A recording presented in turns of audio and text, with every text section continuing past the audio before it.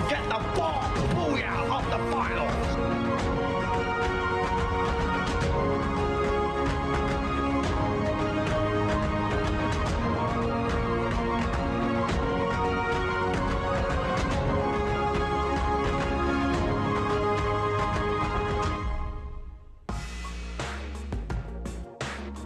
Ladies and gentlemen, boys and girls, welcome back to the MCPS Majors Season 5. Today is the final day of the group stage where we will be unfortunately saying goodbye to 6 teams. My name is AJ, I'm the Mustachio down here with the amazing Husky. We're going to be your shoutcasters for the day. Husky, how are you feeling, buddy? What are you expecting for the day?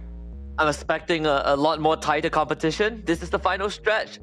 4 more rounds to be exact for all the teams. To figure out who will make it to top 12, we have seen amazing performances for certain squads, Tem9 being one of them yesterday.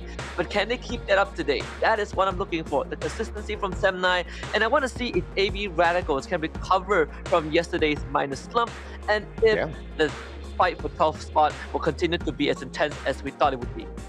Let us not also forget that TFC, Terengganu FC, had a phenomenal day yesterday, picking up 54 points to bounce out of the bottom 6. And now I believe they're holding on to the 10th spot. Just like the performance yesterday, they have shown us that it is possible. We can then so far expect some of the other teams who are in the current bottom 6 as well to put in the exact same amount of effort and climb up to the top. And just like what TFC showed us, it doesn't have to be 4 matches back-to-back where you're just popping off. You just need one solid game and then a couple of average matches for yourself, and you should be able to save yourselves. But this is the problem, right? A lot of the teams haven't managed to get a solid round, haven't even managed that consistency for their side, hence why they are in that bottom 6. But one final opportunity is what they're going to be served up with today. Absolutely. You know, the only team that has gotten 2 booyahs yesterday is Farah. They started the day with a booyah on Bermuda. They ended the day with a booyah on Purgatory. But aside from that, it also shows us how close the fight is for top 12. The fact that TFC was able to make it through and remain in top 12 is nothing short of impressive. But we also have to highlight some of the key players from yesterday. Fikri and Noki from Tem9 and the Axel from Expand. And let's start with Fikri, right? The veteran for Tem9. 15 total eliminations, and he has been around for a very, very long time. Has played in Geek Fam for quite a while as well, and the experience does show. But Noki, the wonder child, the latest addition to the Tem9 roster, arguably the youngest player in the league as well, debuting on the major stage, and he puts up this performance. No surprise seeing 2 players from the side of Tem9 here, because they had a record-breaking 86 points picked up with 1 single booyah yesterday. They had 1 average match and 3 amazing games. But it's also, of course, surprising to see Axel, as usual, picking up the MVP spot here, right? A player that we always want to shine the spotlight on. Those long-range snipes from Axel always seems to hit the targets. Yesterday, he alone pulled in 10 elimination points for Expand to continue that pressure to search for that number 2 spot. And of course, we have to remember, because Farang had quite a solid day yesterday, they've managed to put a little bit of a distance between themselves as well as Expand. Expand currently needs 5 points to catch up with them. But of course, let's also highlight the teams that did amazing yesterday. Tem9 with 52 eliminations. Once again, 86 points in total picked up for themselves. Longest survival time, 16 minutes and 4 seconds. Just slightly lesser than Quick Reactions, who have been finding that final circle time and time again, Husky. And these 3 teams have one thing in common, which is out of 4 rounds, they have 3 good ones and 1 underwhelming one. But obviously, Farang, they drew the shorter end of the stick because their underwhelming round was a 12th place finish.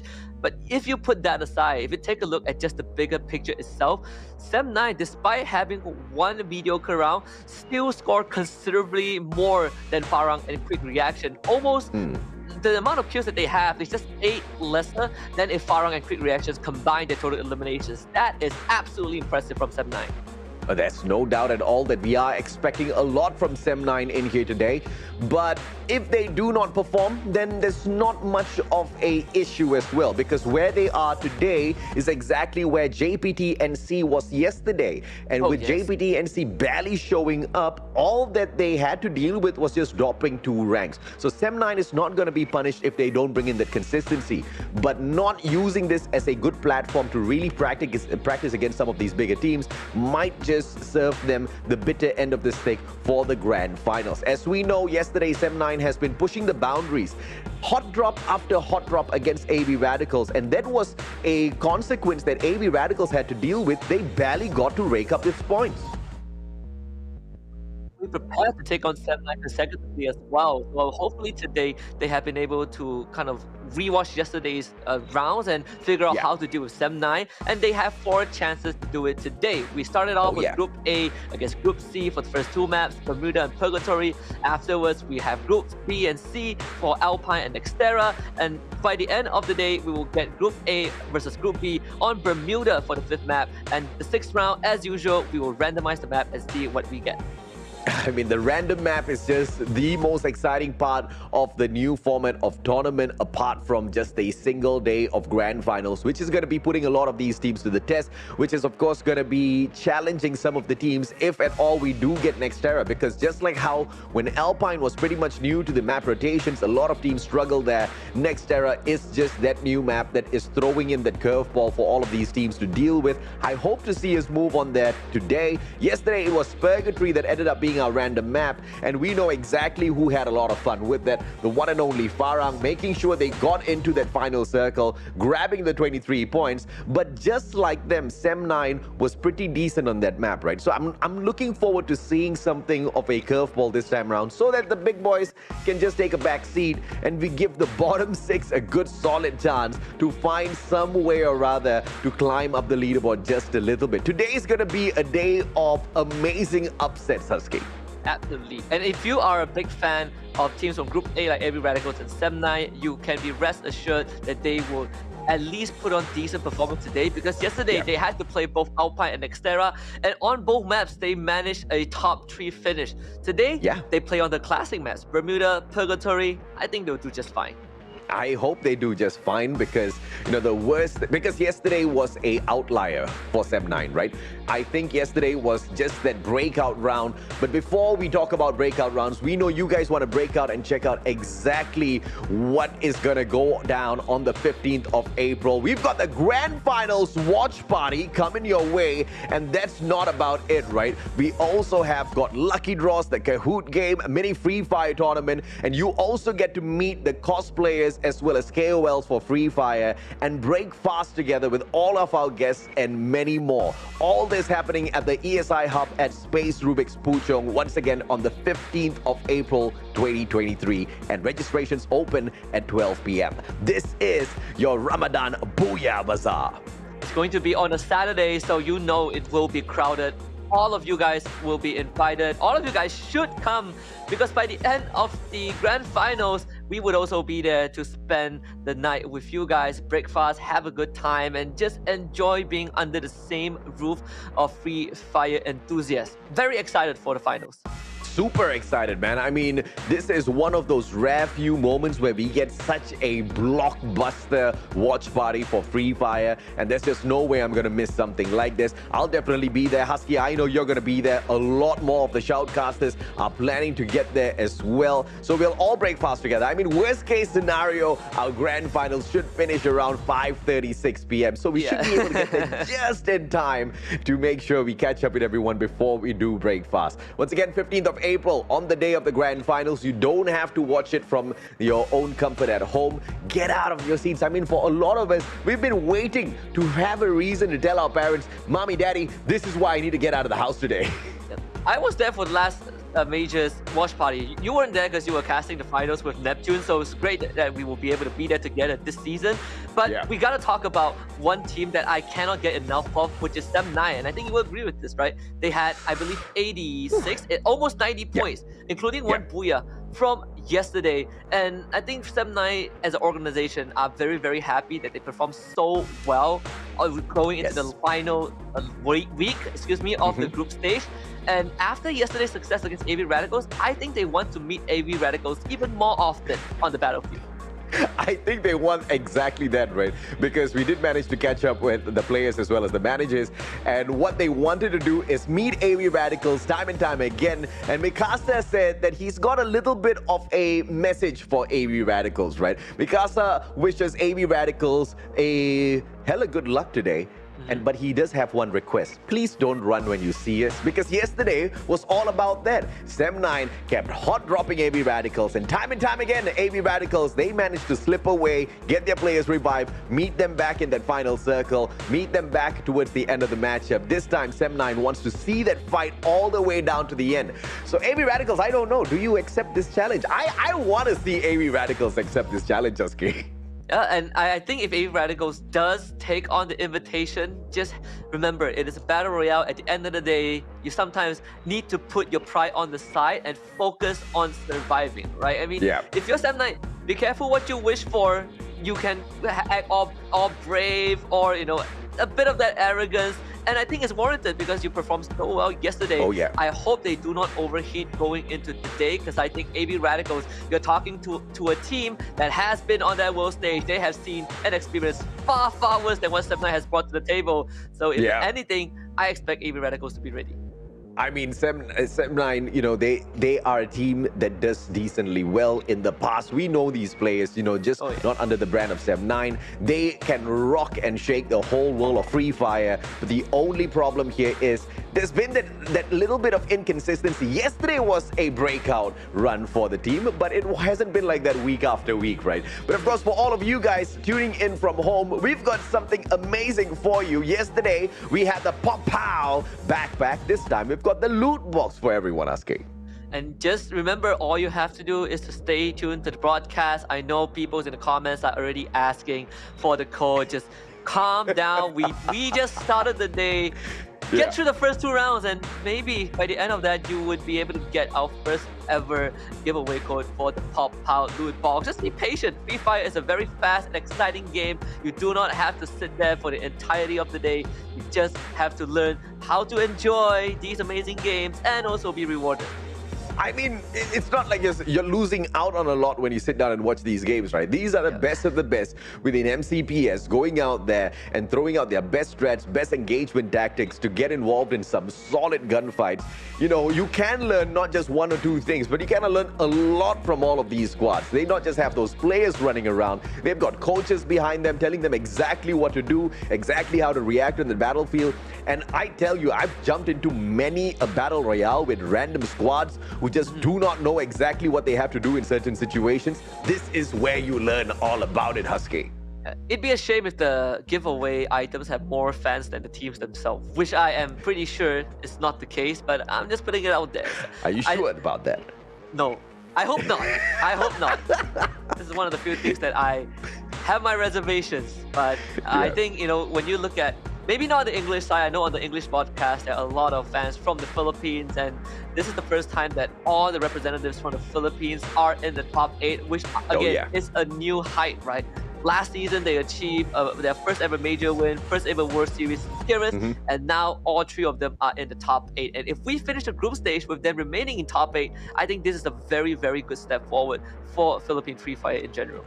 We have to credit AB Radicals for that. I think they've inspired their whole scene. I think they've inspired every single Filipino hopping on into the game of Free Fire, showing them that, you know, you can't just go the distance in MCPS and then after that call it quits. You can push it all the way, and they pushed it all the way to the Free Fire World Series in Bangkok, and they did decently well for themselves, taking back home, I believe, $70,000 US, which is a lot of moolah. Yeah, man, you can understand when you step on that World Series stage, the total prize pool is what, $500,000 US? Ooh, that is gonna make you sweat a lot. And you only have, depending on if you are coming in from the play-ins or you could directly qualify for the playoffs, you only have 1 or 2 days, between 24 and 48 hours, to determine how much you get. That is not easy. It's not easy at all, of course, but, you know, sometimes things do go your way. Sometimes people do get lucky. I mean, you get lucky in terms of the loot that you pick up. You get lucky that some team thinks that you are going to be easy picking and drops right in front of you, and you get easy 4 elimination points. And then as you rotate in towards the final circle, nobody spots you. Everybody's on the opposite side of the battlefield. It happens, man. It's the RNG of Battle Royale. Anything goes out there on the battlefield, but at the very same time, you need to be ready for anything and everything out there, right? And it's the teams who are able to respond in that split second to those unpredictable circumstances who will be able to go the distance. going to be kind of a stressful opening, honestly. When we go back onto Bermuda, I want to see where these teams drop. I don't expect too much of a change, at least not at the top of the food chain, right? When you look at teams like 7-9, Expand, Yeah. AV Radicals, but at the bottom, maybe that is where these teams start to get a little more active, start to look for those extra points that is going to potentially lead them into the top 12.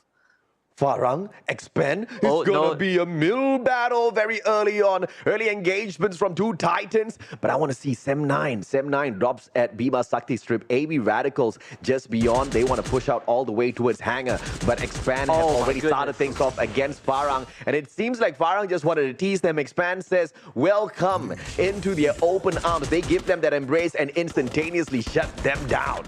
Yeah, two things that I think deserve some attention. First of all, Expand, they bring in Cobra for the final day of the group stage. So Expand is playing at full power. And second of all, Expand normally doesn't drop mill. So they made the decision to hot drop Farang, and they are winning out on that exchange. Jembao, last man standing, needs to get his teammate back up before Roy clips him in the corner, because if Roy catch up, and he does, it might be the end for Farang. Only Aleph left. Expand still having the entire squad left alive. And this decision definitely worked out in Expand's favor.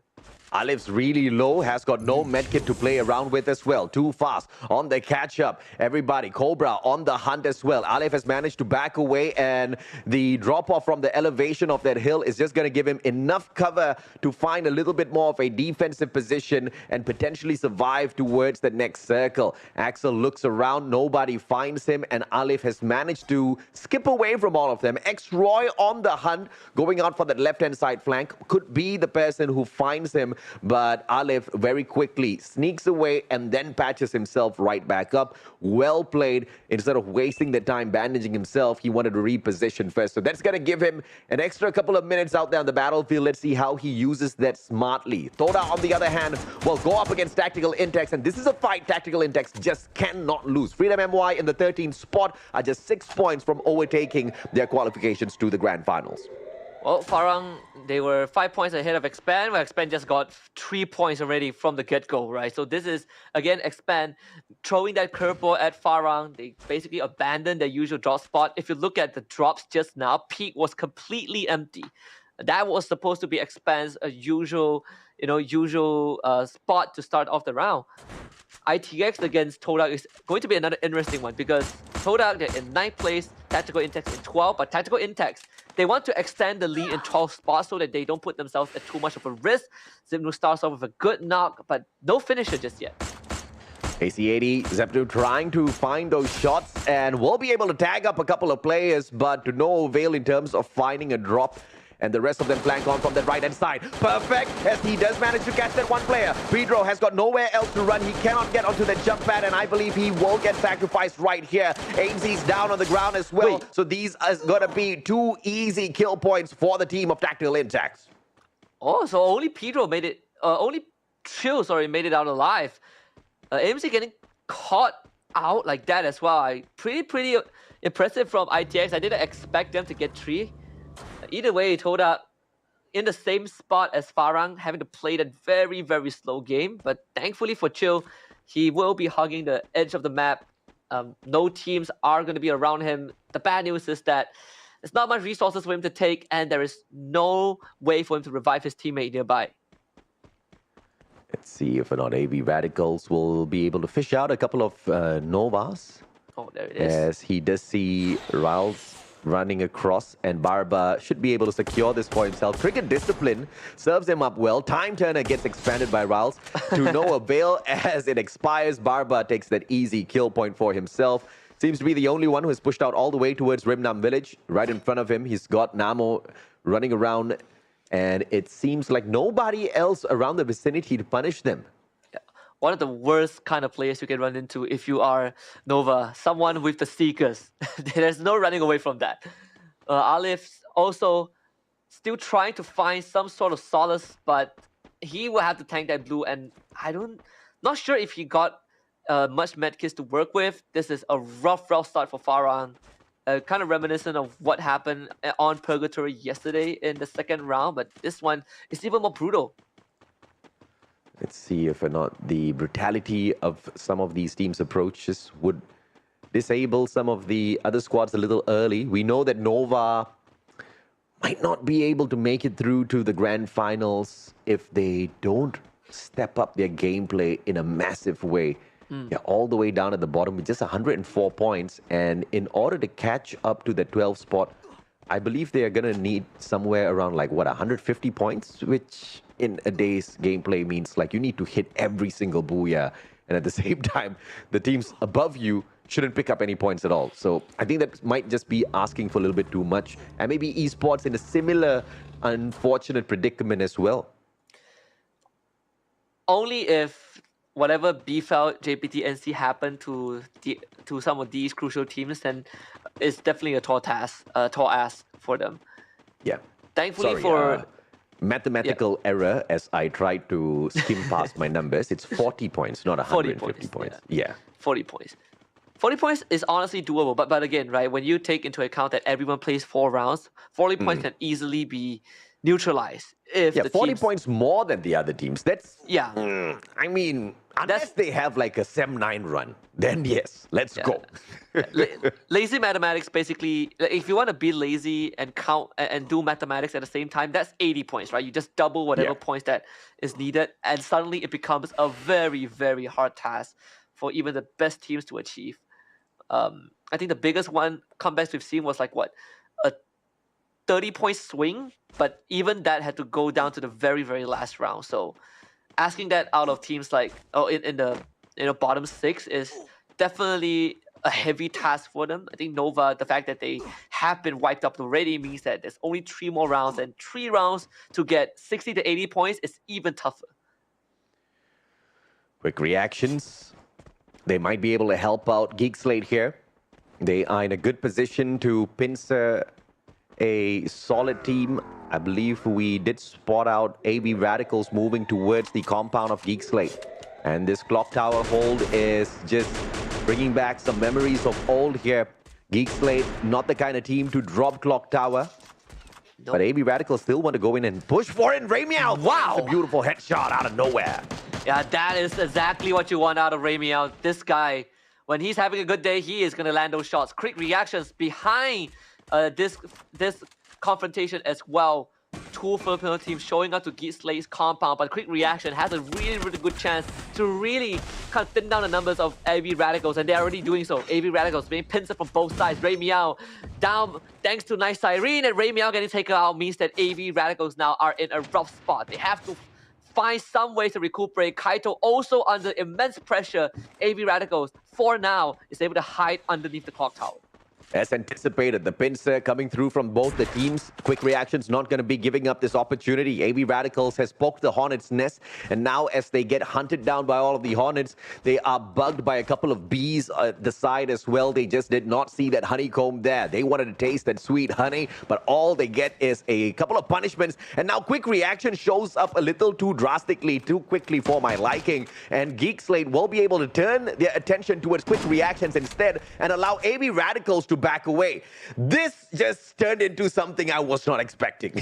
AB Radicals gonna be really happy with this turn of events, depending on how much more aggressive Quick Reactions wants to be. AB Radicals, again, finding a bit of solace still near the clock tower, but Geek Fam will have to risk exposing themselves if they want to take on AB Radicals, and I think Quick Reactions are very aware of this. They're not pushing the envelope too much. You don't want to put yourself at risk and kind of get vultured by a third party.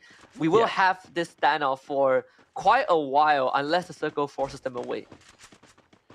Quick Reactions, a quick tease, and then they quickly roll away from the team of Geek Slate. Toda about to have a little bit of company here. Tactical Index driving right into them. 3 players all on vehicles. 2 hops out from 1, and Zapnu gets tagged up by Afix. It's going to be that AK doing all of the damage. AC-80 response does not come on through. Oren from that right-hand side flank. Grenades is going to just tease them for a little bit, but a little bit too far away to tag up anyone. Toda's already gotten into 1 engagement, which did not fare well on their end. So Tactical Index might just be able to get them because the resources on the side of Toda, not that too great. And it seems like ITX, they have no intention to fight this. They saw the circle moving towards that clock tower area and they instantly just bailed with their vehicles. They came in with 3, they left with 2 because Todak busted one of it. But with all that noise that they're making, they have attracted, I believe, the attention of Quick Reaction, and also AB Radicals knows where they are. So ITX, they've been able to make very quick and swift rotations, but now they will have to do it the traditional way, fight their way through. Let's see Tok Dalang and their capability of climbing up the leaderboard as well. Tok Dalang currently in the relegation spot to not make it through to the grand finals, and they take on the one and only Pando EWG. And if they can take them out of this equation, it will be making their life a little bit more easier. And this is a fight that Tok Dalang can afford to take on. Pando EWG is not really doing all that too great this season. Honestly, if Tok Dalang gets this wipe, they will already have 8 eliminations. Meanwhile, Expand wiped off the map thanks to Sem9. So one thing is for certain, Sem9 still doing fantastic off of yesterday's momentum, keeping themselves in the game, and the fact that they knocked out Sem9. And remember, Farang, I believe, is still in the game. So Farang breathes a sigh of relief. Tok Dalang really happy having 7 points and wiping out Pando EWG. These are all minor launchpad that's going to help Tok Dalang get into top 12 and potentially overtake Tactical Intex. Quick Reactions just tagging up the players on the side of Toda. Toda drove in, and MAB doing the dirty as well, chipping in towards Team Toda. Toda caught between a rock and a hard spot, that rock being the players of MAB and that hard spot being the players on the other side of Quick Reactions. Mans as well, and now Quick Reactions turns their attention towards MAB. It's just everyone for themselves, but Toda outside of the circle, they're potentially going to bleed to their deaths here if they do not make it on through. Quick Reaction so far still able to take advantage of their surroundings. Todak is the one that has been having an incredibly rough game. They started off with 3 members taken out. They got revived and they could not find a single moment to recover. And because of that, Todak have been completely wiped out by Quick Reaction. MAB taking a keep of damage. Nice Siren just blows all of them out. They decide to huddle together, and Quick Reactions makes it swift and painless. Tok Dalang, right above Tactical Intex. This is yet another engagement that's going to be very important for Tok Dalang. Tactical Intex currently holding on to the 12th spot. What better way to make it into the top 12 by taking out the team that's in the 12th position? But Tok Dalang needs, I believe, a solid 22 or 23 points to climb up. Taking out Tactical Intex with the 7 kills that they've already had is surely going to help them on their way. Circle now moving in. Tok Dalang running out of time. Tactical Intex refusing to move. Somebody else is tagging up the players of Tok Dalang who are on the roof, and Tok Dalang decides to move on 4th first. If they move in the clock tower, this is going to be very, very messy. There's only 4 teams that have Tactical Intex. They're also moving towards the clock tower. We have 5 teams around this area, AJ. You add Sem9, that's 6 teams at this vicinity. Geekfam still holding up pretty well, but you can see that ITX, they are the first ones to take heavy heat from 3 different squads. Tok Dalang even stealing a couple. If Smacky is watching this, he is going to be unhappy with how things are unfolding right now. Tok Dalang having a fantastic game 1. Oh yeah, absolutely. And Geek Fam, with their earlier position held in here, the clock tower defensively have been able to sneak away 2 kills. The last time we spotted them, they had absolutely none on their side. They didn't get the knocks. They claim the kill points. They're going to be smiling year to year. But those 2 points are not going to help them all that too much unless they can, of course, grab the booyah as well. Tactical Intex drops out. And it looks like Tok Dalang will continue to blaze on. 9 eliminations so far. Great positioning. They do not expose themselves all that too much. And it looks like the circle is going to be moving towards the team of Tok Dalang as well. So this is just, everything's perfect right now for Quick Reactions and Tok Dalang. Nice Irene with the cluster, actually able to finish off one of the members from Tok Dalang. Unfortunately, Yun couldn't revive his teammate in time. Quick Reaction also doing incredibly well with 9 eliminations already. Nice Irene just putting on these constant pressures, those grenade launchers, the clusters, really making life incredibly hard for Tok Dalang. And they gotta be careful though, because AB Radicals is right behind them. Tok Dalang getting completely ambushed. And Tachi, the first one to go down, actually brings himself back up right on time. AB Radicals, wonder if they want to chase this though, because right up the clock tower is going to be a couple more teams to work with, and AB Radicals slowly making their way out into the open. Farang getting wiped out by Sem9. Tok Dalang still alive. And Thot Dalang finally gets taken out of the equation. But Shahid has sneaked away from this gunfight, and it looks like they're just going to be hanging on for their dear lives. Geek Slate, on the other hand, they have dropped 2 players, Apis as well as Hazi, Kent and Sunbrain. They have got a lot to do here. They need to quickly circle on around and pick up their team members. In the meantime, it's going to be quick reactions, biting the bullet as Sem9 attacks them one after the other, dropping player after player. Fikri manages to get one, puts him instantaneously out of the lobby as well, and Fikri continues to deliver. Sem9 with 10 eliminations so far. They're gearing up for this final battle as Quick Reactions makes the exit. It took Sem9 5 days to get the first Booyah, but it seems like they're going for seconds right now. Sem9, full force, just barreling towards the remaining survivors. Geekslate holding onto the clock tower. This is the final stand for them. They have the high ground. They have the center of the base. But Sem9 systematically working their map, using all those glue walls that they've gotten. Geekslate decides to go for the push instead. They want to be on the offense, and now with the glue wall dropping down, Pissed running circles around Raja, couldn't get him. And Raja has been so phenomenal with his movements in Free Fire. Mikasa providing backup from the other end. AB Radical now joins in. The fight is a 3-way bloodbath between these squads. AB Radical is out, Geekslate and Sem9 remain.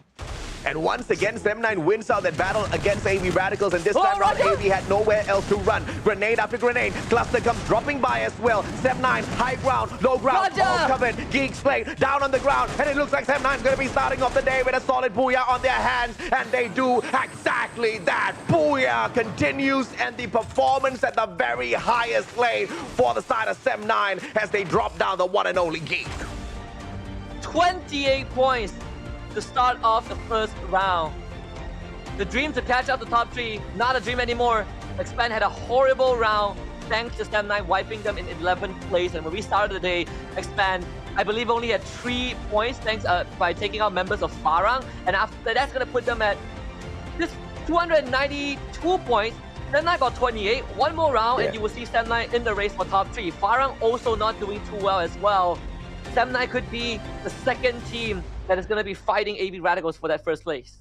And that guy that you see, giving high fives to everyone, that guy is an integral reason for the success of Sem9 right now. The one and only Haji Yat, the coach of the squad, who has been putting in so much of effort to make sure the boys are able to catch up and also outdo their opponents. The guy who's in charge of reading all of the gameplay of his own team members, as well as all of the opponents, and tell the team of Sem9 exactly what to execute out there on the battlefield. Clearly, those shot calls have been absolutely on point, Husky.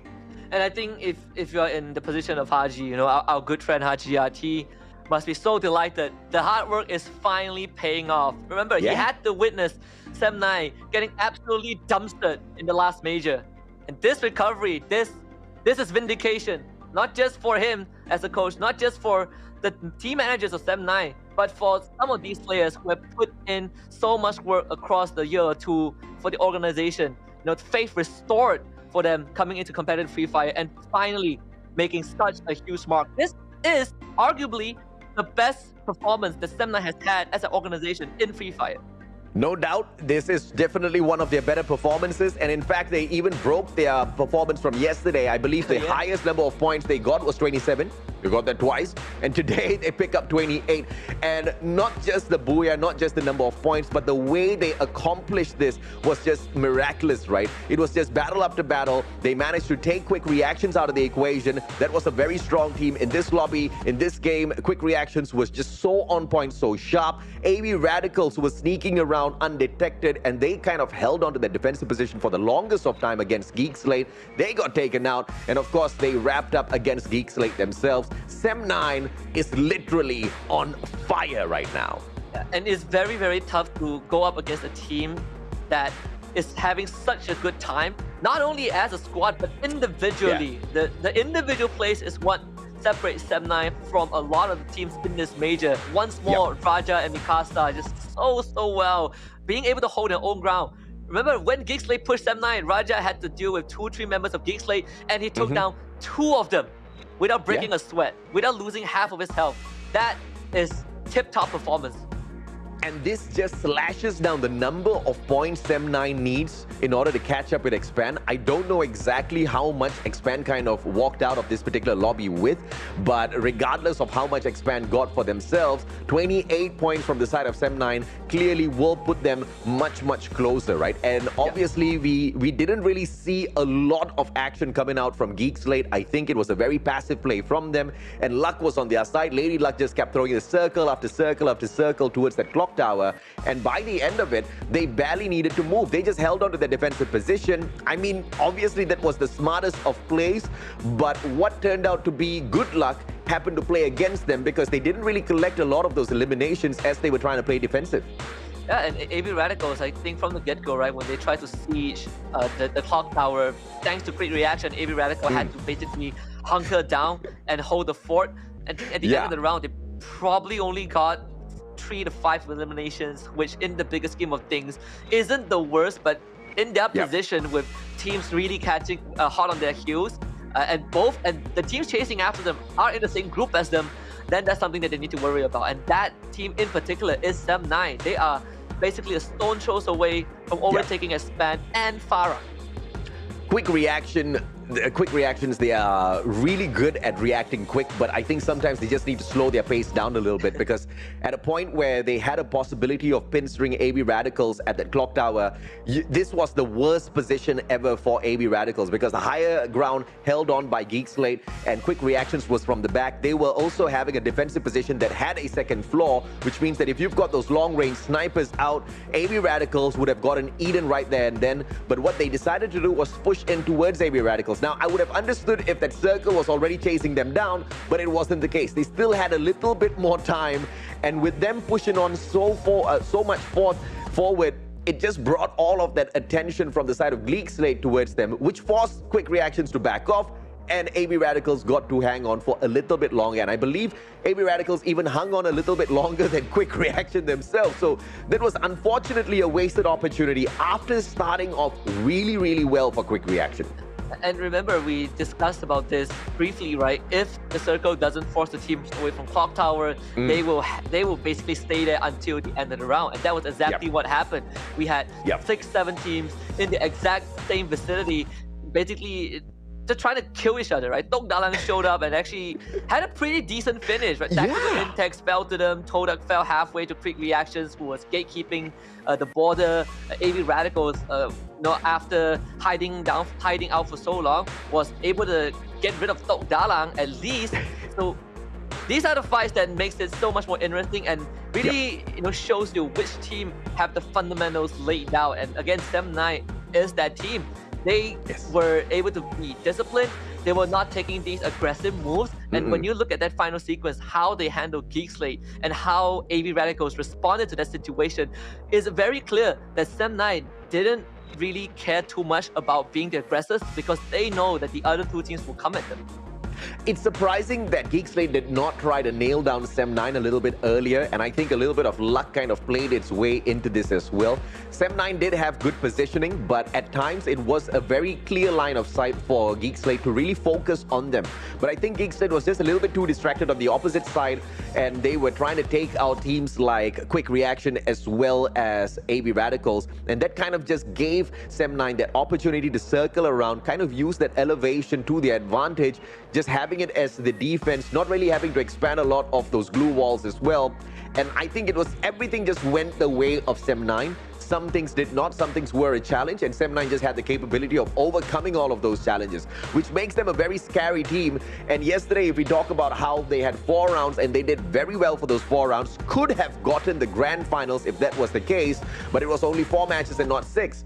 But with this, it's 5 matches back-to-back that Sem9 has been doing phenomenally well. You apply this at the grand finals, I think we've got our brand new champions. Oh, absolutely. And the trophy is going to come right back to Malaysia once more if that is the case. And again, when we looked at the map pool, we talked about how Sem9, they had to play the newer maps yesterday, Alpine and Xterra, and they finished top 3 on both maps, even getting a booyah on one of them. Right now, we put them back on Bermuda, and they will play Bermuda twice.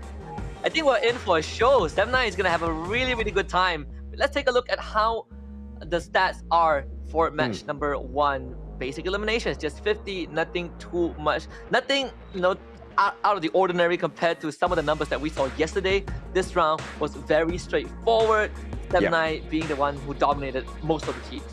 And of course, surprisingly, or I have to say not surprisingly, with how all of these teams just know Bermuda like the back of their hands, they didn't have any bit of an issue eliminating teams and squads the moment they had their eyes on them. Hence why the revival rate was just very, very low. Even the number of rescues, the number of pickups was low here. Total number of headshots just 41, less aggressive at the very same time, with a total knockdown 64. Blue walls destroyed, not record breaking, but I'll take that, man. With the 50 eliminations, I think this was just an average match. It wasn't one of those times where, you keep seeing revival after revival after revival, where teams just keep coming back and just swarming on into teams. It just wasn't like that. It was, like you said, very, very straightforward from the very start all the way down to the end.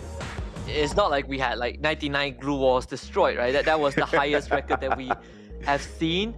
I believe it was on Nextera. I could be wrong, but again, a very simple map. We started the day with, I believe, like 2 or 3 different hot drops, and that resulted in at least 6 to 8 players eliminated right off the bat. But regardless, even though Sem9 got the booyah, we still have to give props to quick reactions. Nice Siren. This guy with the grenade launcher was the sole reason that some of those teams got completely wiped. My God, Nice Irene with 9 eliminations. This is not even the team elimination. This is single-handedly with one player, 3,342 damage, 29% of those engagements on target. I think Nice Irene is off to a very, very nice start for himself. Not only do they get massive number of eliminations, they also find that final circle. This is a fantastic way to start. This is a fantastic way to keep that momentum up before, of course, we move on into our grand finals. And we were talking about how Quick Reaction just cannot find those placement points, but that was something they definitely fixed this time around. But of course, your team MVP is gonna be the one and only Sem9, on fire as usual. 16 eliminations, and the 12 points out of the booyah gives them a solid 28, and that has been the best round so far within the group stage for them. Yeah, and this weekend in particular, the final lap for the group stage has been extraordinary for Sem9. Even in the mediocre round, it was considered good in the grand scheme of things when you look at how much poorly some of these teams were performing in comparison to Sem9. And I think Sem9 has proven that they deserve to be in the upper echelons of the Free Fire Major at this point. All 5 rounds combined, this weekend alone, up to this point, they've gotten more than 100 points. That is impressive. That's more than impressive, man. I think Sem9 is just on a roll here. They've managed to correct every single thing done wrong within the first and the second week. And if we look back at the data, if we look at the statistics, they've just been on an upward trend. Week after week, they're improving. Day after day, they're improving. And this is not their best just yet. I believe Sem9 is still trying to push themselves up to the next level, so that when they do come across teams like AB Radicals, Farang, as well as Geek Slate, handling them is not going to be an issue at all consistently, round after round, in a lobby where they have to meet the same teams 6 times back to back. And that, I think, is going to be in another league of its own. We still have time until that stage arrives, but for now, Sem9 once more just overtaking every single team that they played against thus far in this weekend. 28 points, including the booyah. The quick reactions coming in second with 16. Tok Dalang, one of their best performers thus far, 15 points in third. Geek Slate in 4th place with 14. AB Radical scoring at 11, and ITS scoring 7. I mean, Tok Dalang with the 15, bro, give me a break. They are on fire. They really wanna step it up, right? And this is a team that's currently in the bottom 6. This is the team that is currently set for relegation before we get into the grand finals. But on the final day, they are showing us that they've got the hustle in them, and there's nothing more than I love than a last-ditch effort by all of the teams down at the bottom 6 to really show that they've got the fight in them. So I'm looking forward to seeing a little bit more out of this squad. Pando EWG, on the other hand, from the right-hand side, it looks like they've lost all steam. They've lost all motivation. Nova, I understand. But Pando, they were 30 points away from the 12th spot when we started off the day. So Pando still had a much more solid chance, but it looks like game after game, that chance seems to be slipping away from their hands. Yeah, and just to give Tok Dalang fans a brief of relief, they are now only 7 points away from tying up with Tactical Index on the overall leaderboard. I've done the quick math. They needed 15 points before this round. They got 15. Tactical Index got 7, so make it 7 points in terms of differential. We will take a look at the overall standings just to give you guys a better idea of where these teams stand right now. AB Radicals still in first place, Farang still in second, but Expand catching up close. You can say the same for Sem9 as well. They are now 1 round away from overtaking both Expand and Farang. Tok Dalang at the 13th spot, just 2 points away from catching up with Yudu Axis, who have unfortunately dropped down to 12. But Yudu Axis was not playing that match, so it is understandable as to why they did take that drop. Tactical Index moves up 1 slot. And if they want to stand a strong chance of keeping the top 12 for themselves, they just have to keep their pressure on the other teams and make sure they chug out more than just 7 points. Sem9, 283, up to Expand. And this is where things get really, really interesting, right? Just 9 points between these two teams. Expand, I hope they do step up their gameplay, or else it's just going to be Sem9's day. Yeah, and so far it seems to be that way, right? Remember, this is the second booyah for Sem9. They have the least booyahs when you look at the top 5 teams, and yet they are in 4th place. And if we look at the total eliminations, they have the second most eliminations on the first page itself. 20 below AB Radicals, but that's not something that I think Sem9 would be too concerned with, because AB Radicals has had a solid group stage so far. So for Sem9, the fact that they're still putting out these incredible numbers, most of them coming in from the last weekend itself, is great. 283 points, 30% of it was off of 5 rounds. I mean, what can I say? I'm not going to complain. I love the display of aggression from Sem9. I love how they teased AB Radicals, and I love how they're walking the talk, not just against some of the smaller teams, but against the titans of the lobby as well, right? We saw how AB Radicals was in a great position to respond against the players of Sem9.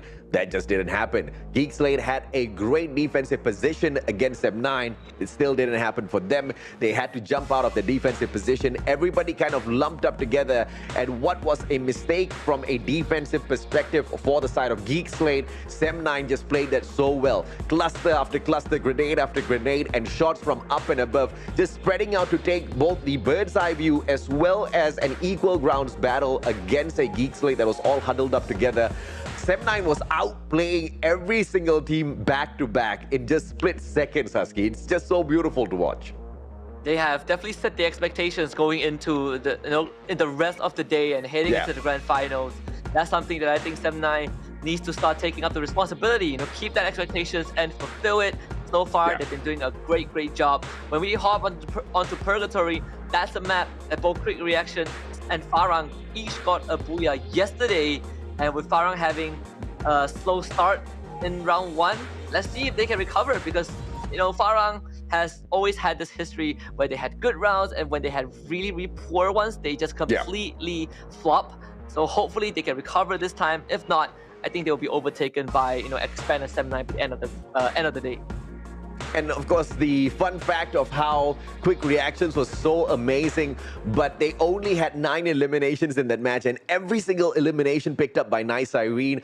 I mean, I'm not going to complain, man. The guy is on fire. That clearly would have boosted up his confidence quite a little bit, but we know exactly what some extra bit of confidence can do for you. It can go really good or really bad when it turns into overconfidence. I hope to see more out of Quick Reactions as they try to catch up with NC and even potentially replace them in that 6th spot.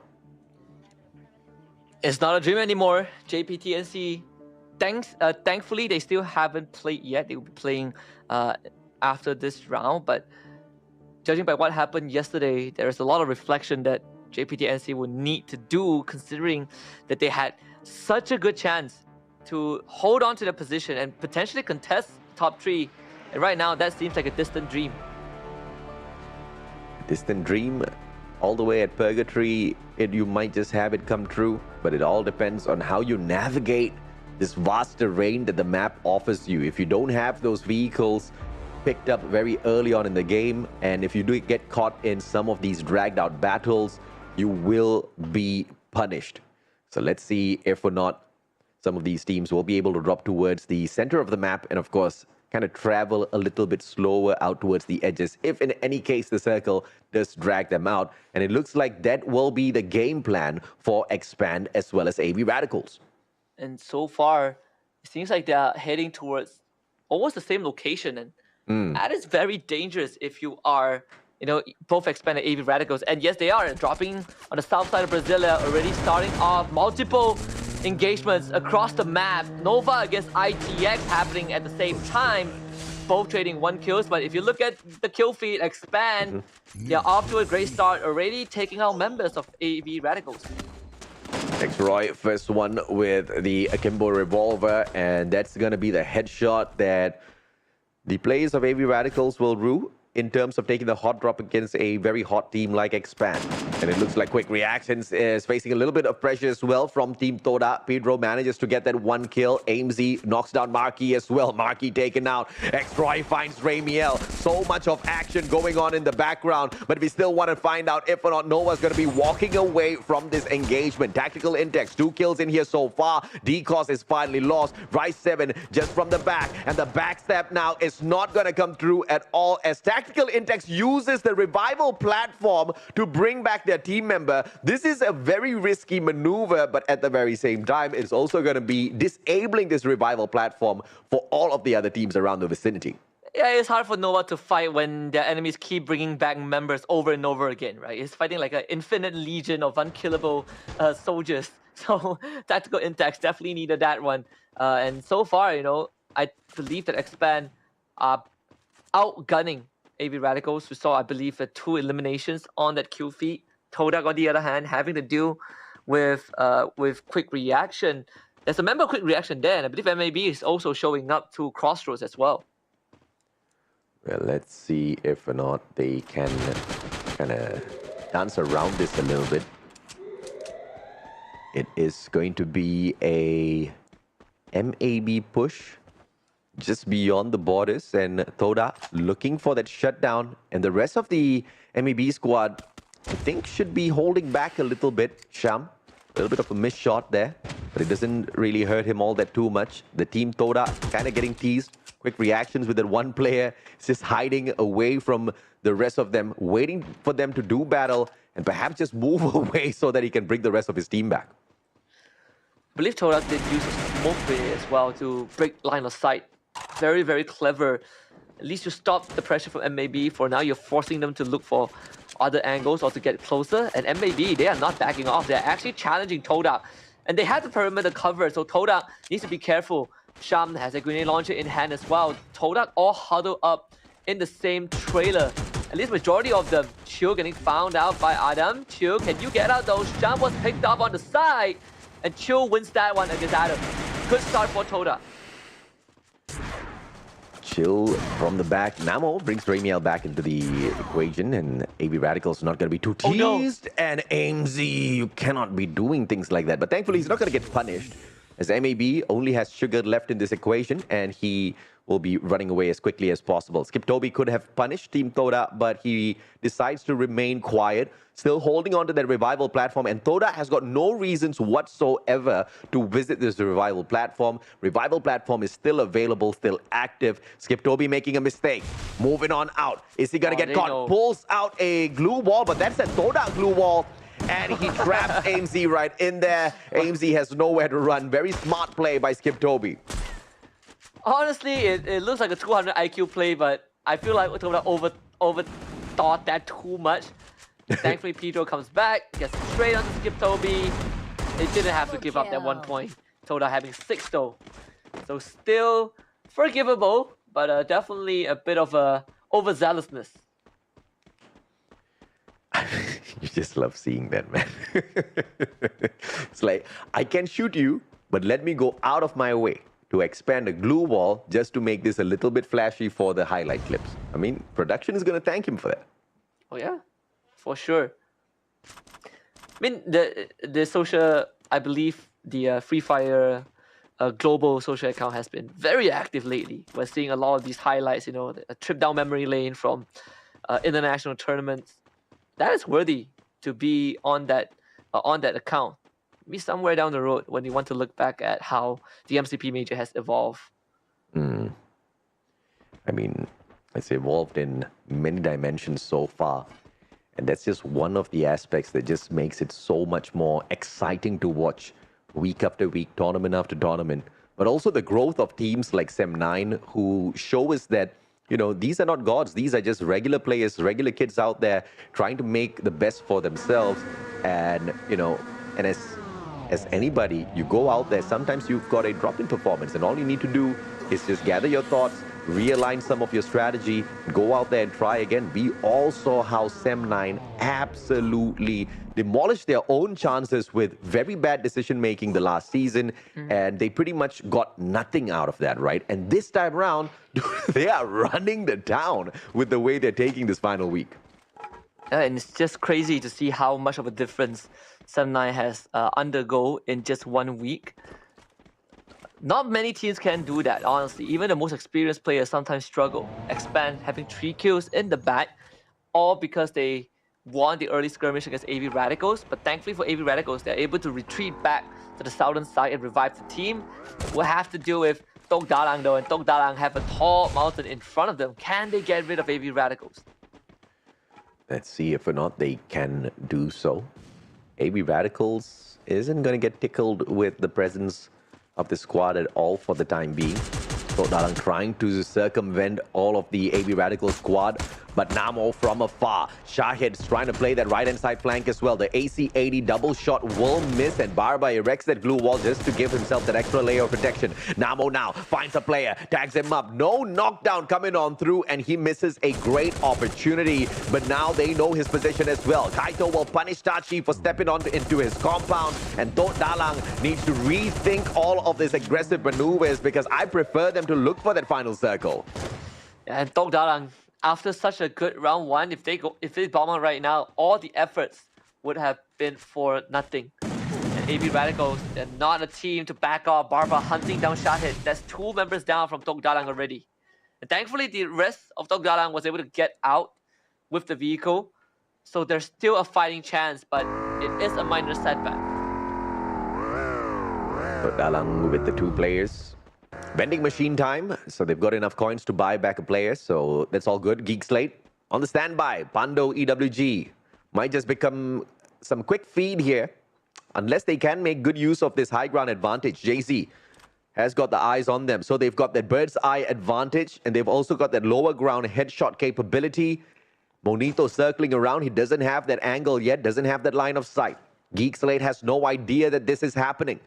This could be the best ambush that Pando EWG has executed so far, providing they can execute it well. So much trigger discipline.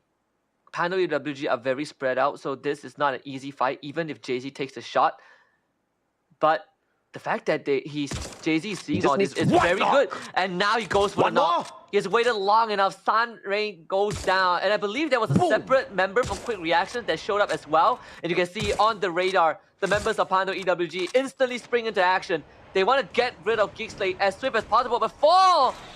He's in way too fast and way too deep. I don't think that was the plan for Pando EWG. They were not coordinated enough, and now they are punished. Pandemonium ensues. Jay-Z doing his very best to keep his team in the running, but they might not even walk out of this alive.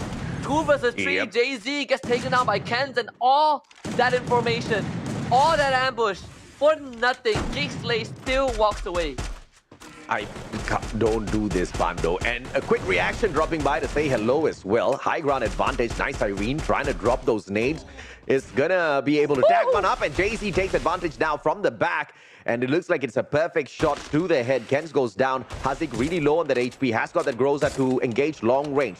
The rate of fire out of the Groza should be able to make sure Jay-Z stays behind those covers and not really get aggressive with the Geek Slate squad. But I do agree with you. The timing was just so off. Jay-Z had a great advantage in terms of line of sight. He saw the positioning, and you also had one guy up on the hill who could have just followed up all of Jay-Z's shots, because yes, those glue walls was blocking Jay-Z out, but it was just totally exposed on the other side, and there was just no reaction from Pando EWG except rushing straight towards Geek Slate.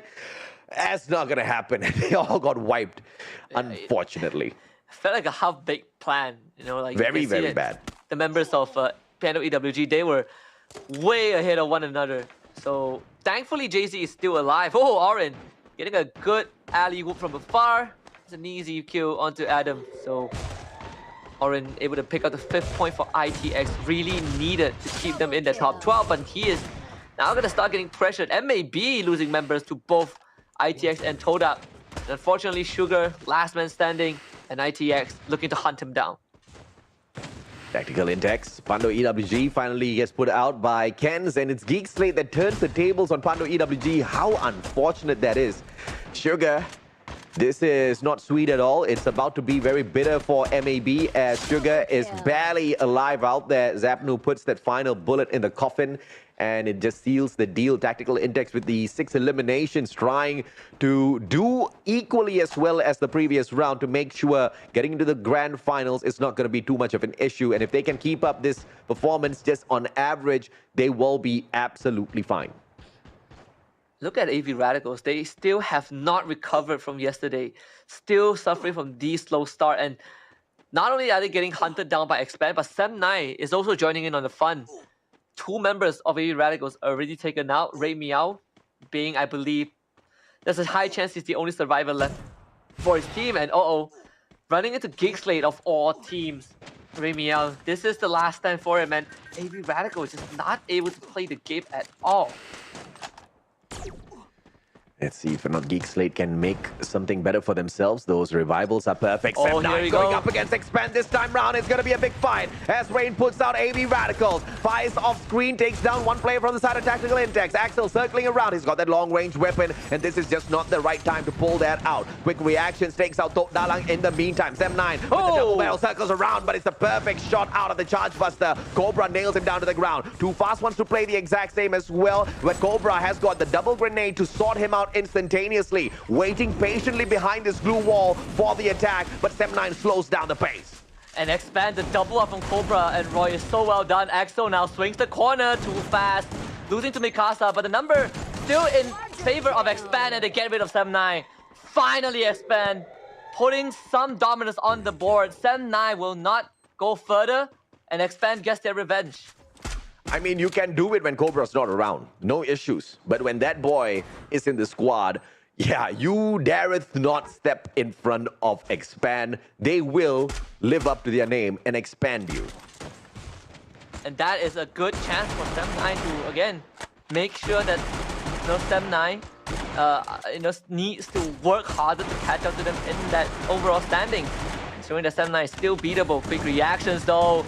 A full drive-in by Geek Slate, and Apis actually starts things off on a good note, taking down Nice Siren. Skip Toby also sniped by Todak from afar.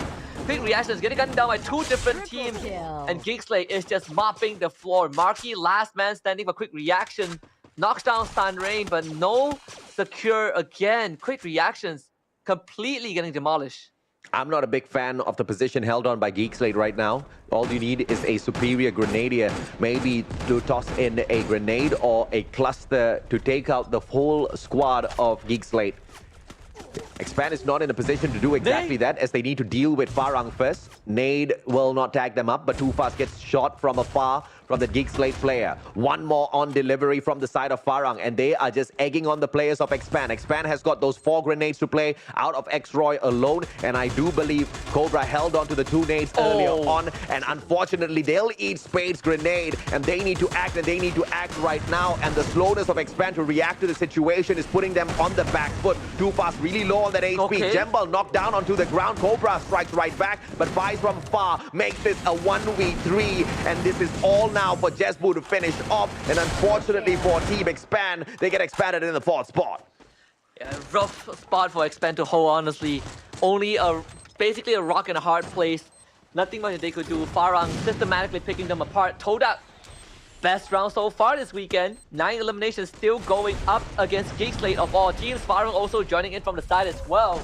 Geek Slate taking some chip damage from the cluster. They're dropping down low, and that is just enough damage for Todak to start getting those knockdowns. Geek Slate, 2 men left alive, and Todak are pushing the envelope as much as possible. Sun Rain doesn't have much help to work with. Afis goes down, but it's actually Farang coming in for the cleanup, and they're cleaning up both teams at once. Toda losing members, Farang just mopping the floor. The janitor has arrived on the scene, and Farang basically steals the Booyah away from both of them.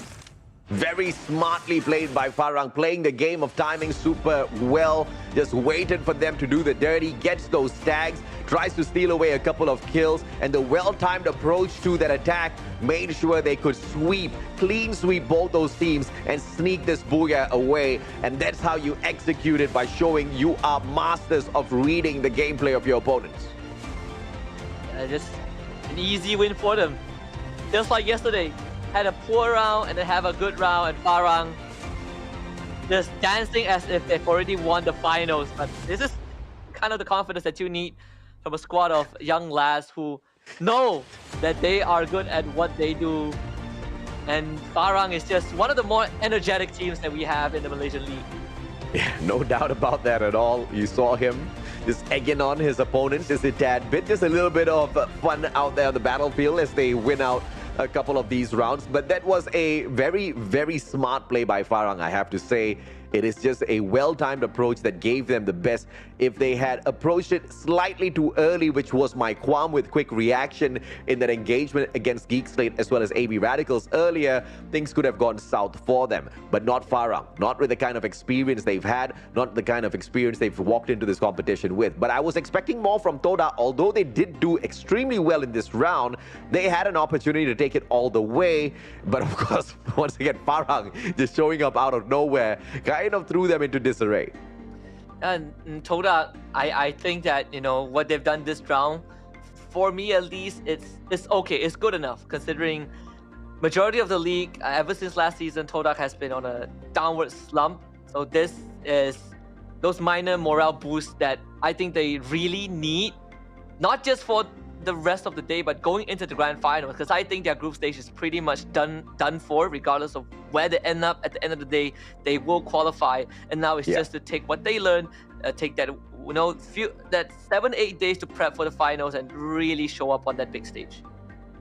I'm hoping they do exactly that, but you never know, man. You never know when someone might come back in here and disappoint you. You never know exactly when someone might come into the grand finals and absolutely amaze you with what they can do. JPT-NC, they have been doing all right, at least in the first 2 weeks of the group stage. Yesterday was a day of no-show for JPT-NC as they showed up again and again, but not towards that final circle, barely in any one of those fights. I am still waiting to see them in action, you know, really aggressively, but that one we will have to wait, because as we hop on into Alpine a little bit later on, that's exactly where we get to see them in action. And I hope and pray that they have sorted out whatever miscoms that they've had yesterday, and they'll be able to walk in here as champions. And hopefully for JPT-NC, now they just need to, again, recover from yesterday. I believe out of 4 rounds, they got less than 15 points, which is absolutely terrible for a team that was in 4th place at the start of week number 3. But good news for them, they've done more than enough to qualify for the grand finals. Now is to not let yesterday get to them, just brush it aside and take it as kind of a not your day, not our day moment, right? I mean, they literally got second last, man. I mean, the one team that did worse than them was MAB with 11 points. JPT-NC walked away with 12. And I don't think that's a great kind of performance for a team that seems very safe in the group stage so far. I think they still are safe, right, overall. Just that the difference between them and MAB is that one might not make it to the finals and one is definitely in the finals. But you don't want to show these kind of weaknesses to all your other competitors who, you know, in the grand scheme of things, if you just look at the top 12 teams, majority of them are performing phenomenal, right? Sem9, Expand, Farang, quick reactions, even Ilustrado Juegos. And then you put JPT-NC in that group, suddenly it feels a bit intimidating for JPT-NC. especially with that sort of a performance. And obviously that's not going to mean anything, because they might think that, okay, I just need to walk into the grand finals and I just need to do my best. But you also have to remember that, you know, a little bit of your mental, emotional state walking to the grand finals is going to be important as well. You need to be beaming with confidence.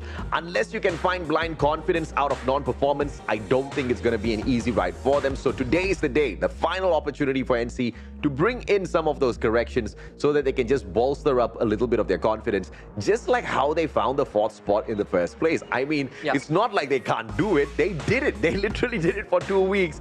And then yesterday was just a very confusing experience, in my opinion, for JPTNC, because just nothing seemed to click for them. And honestly, I think that when you look at the stakes for this major, it is the highest it has ever been. Last year, you know, when you win the 3rd major, when Farang won the 3rd major, they went on to Sentosa for the 3rd World Series. When AB Radicals won the 4th major, Dem and Expand traveled to Bangkok for the 4th World Series. This one, and all of those majors have 2 days of finals and longer group stages. This one got 1 day of finals, 3 days of group stages. So 6 rounds determine whether you walk away a champion or, at the bare minimum, qualify for the upcoming SCA Invitationals. It is a lot of stress for the players. A lot of stress indeed, but of course you have to put all of that stress away and just focus on the now. You cannot focus on the future. You know, there's a saying, if you've got one eye on the prize and you only have one eye on the game, you're probably not going to go far. The teams that do have both eyes on the game, those are the teams that are probably going to be bagging everything for themselves. Hopefully, the team that has got both eyes on the games is just one of them in NC. At the very least, he can motivate the rest of the team members to do exactly the same. We know exactly who's got both eyes on the prize as well as on each and every single game. Unfortunately, it's not something that everyone can achieve, but Sem9 has found a way to do exactly that. I cannot believe the kind of consistency that we are kind of seeing out of Sem9 in terms of how they've managed to push the boundaries and pick up so many of those points in this final week. But Farang also showing that they are not to be forgotten. They will show up when they need to show up. Yeah, and Farang is just one of the few explosive teams that when they have a good game, you just cannot stop them. And it makes it so interesting, right? All these top teams play differently. And you know, sometimes we think that when you figure out the best way to play Free Fire, you're going to be the best team. But no, the best way is actually your own way. And the top 4 teams play Free Fire in completely different fashions. This overall stats for match number 2, a more bloody one. We started round 1 with a lot of hot drops. This one was no different. Expand hot dropping AB Radicals, Nova finding tactical intact to start things off, and it was just a lot of actions. And I think the bloodlust is starting to activate in some of these teams, that they really want to chase for points. They really want to show their dominance and send a message before the final. And because of the vast terrain of Purgatory, it's also easier to circumnavigate the map to find a potential revival point that is not occupied by any teams just yet. Hence why you do see a slightly higher rate of revival coming on through this time round with the 18. Total glue walls destroyed, 78, not record breaking, but we'll take that any time. 61 headshots, and a lot of those headshots clearly led to those knockdowns. 74, we'll take that, but we also want to highlight one guy in the name of Pedro. 5 eliminations, and that is the highest for this time round. I say this was one of the best rounds Toda has had in quite a number of matches. And if you have followed Pedro, you know, as a player, you know that Pedro and Spark is an inseparable duo from the Oregon MY days all the way to Toda. And whenever these two guys show up, whenever they have a good day, they are the best tag team, or one of the best tag teams you can find in the Free Fire. Just that we haven't been able to see them show up since the last major. They have still been trying to find that groove with so many young talents catching up to the skill level. Nonetheless, it's good to see Pedro putting up the performance that remind us why we looked at him in the first place. Yeah, I mean, he's a cheerful lad. He's very, very, you know, he's very excitable, and at the very same time, he's a great delight to have a conversation with. One of the things that makes him just so much more amazing on the battlefield is when he's performing well, the accuracy. Look at that, 39% of those shots on target, clearly well deserving of those eliminations, and all of that through just 1,590 damage. That is very, very efficient, but the more efficient one has to be the team that worked well together, playing the timing of the attacks, timing of engagements super well. Farang sweeping out two teams at the very end to take down the teams. 13 eliminations, 5,870 damage out of the squad, 17 assists, and 25 match points to show for that. Very, very opportunistic team as well. They waited until Expand was done with Sem9 and they saw that Expand was crippled. Just slowly worked Expand out of the way. They didn't just immediately rush. Giving enough respect to Expand and just crippling them bit by bit. They wiped out Expand. They realized that they are very far away from the remaining two teams in the last circle, and they just waited for the opportune moment when there's enough chaos, and Farang is a team that thrives in those chaos, and we saw how efficient they were when the teams are not able to pay attention to them. Yeah, and of course, if anybody does not pay attention to Farang, they will force you to pay attention to them with all of their gameplay out there on the battlefield. And I think they've proven their capability so far. Expand has not really stepped up their gameplay, and Farang has been sneaking away all of these points. And clearly with the 25 to their side, Expand only picking up 14, holding on to that second spot is just going to get so much more difficult. In fact, with this match, it's going to be impossible. Farang will claim that second place. But Toda showing up after a long time has been a delight. Geekslate almost took away this particular booyah, but Farang just spoiling their gameplay at the very end. Expand made it towards that final circle, but to not, because they were kind of pinched, and the lack of response from the side of Expand, not deciding to engage with Geekslate from afar, not deciding to toss those grenades at Toda, made them pay a very high price, and I think that was a misplay out of the squad, Husky. And Expand, I think in terms of utility frequency, Expand probably is on the lower spectrum, but another interesting fight is between Tactical Intex and Tok Dalang.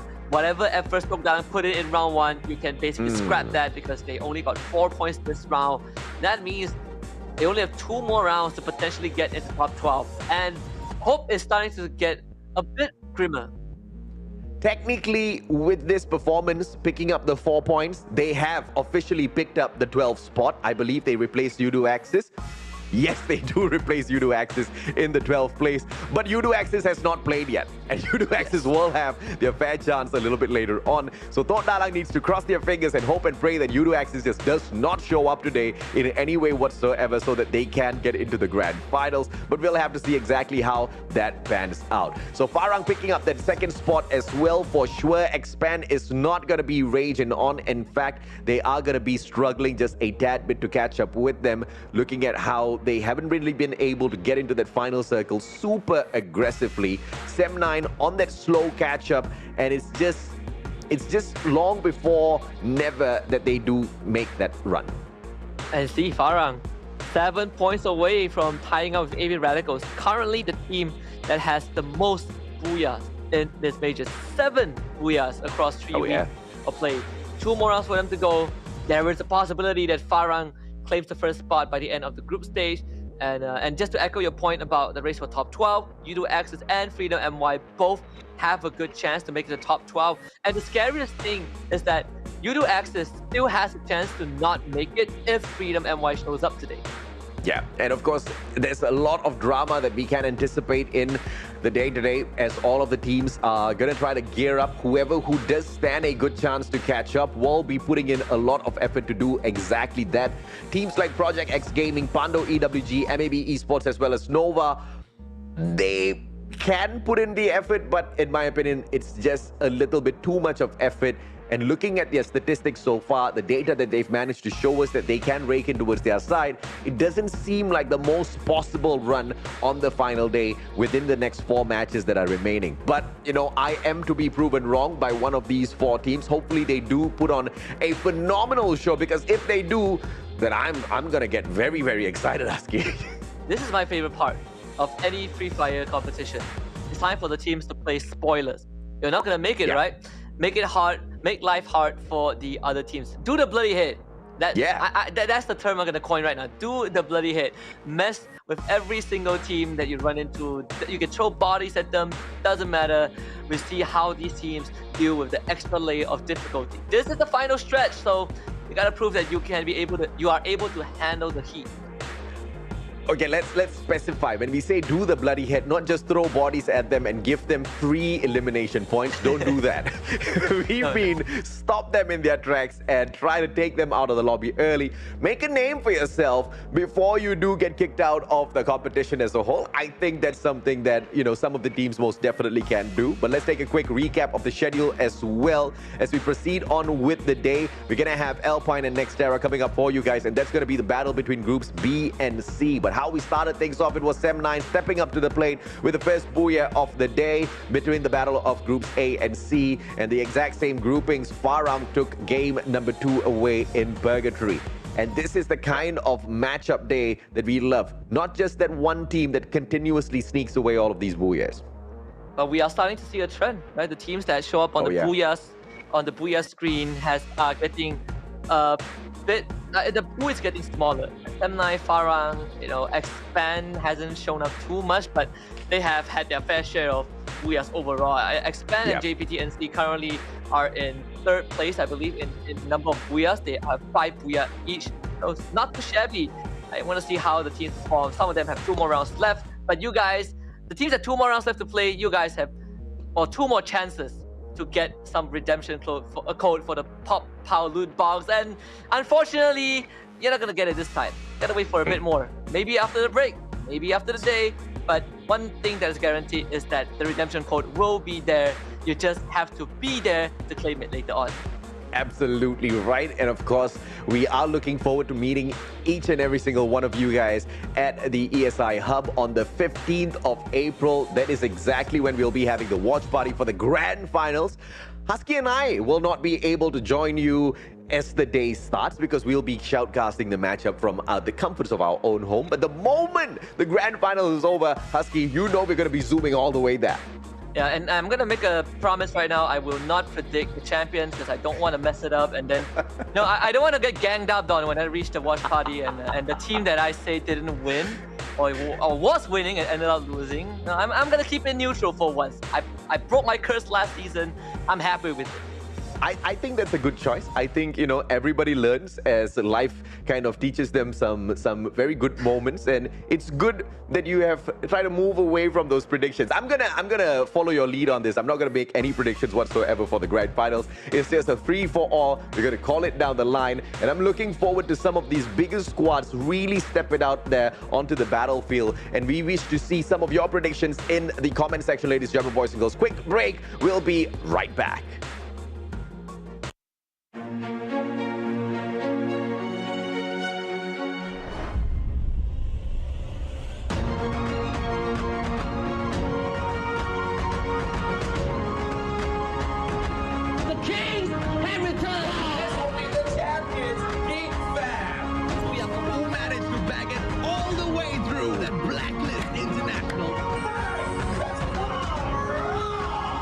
Players of 80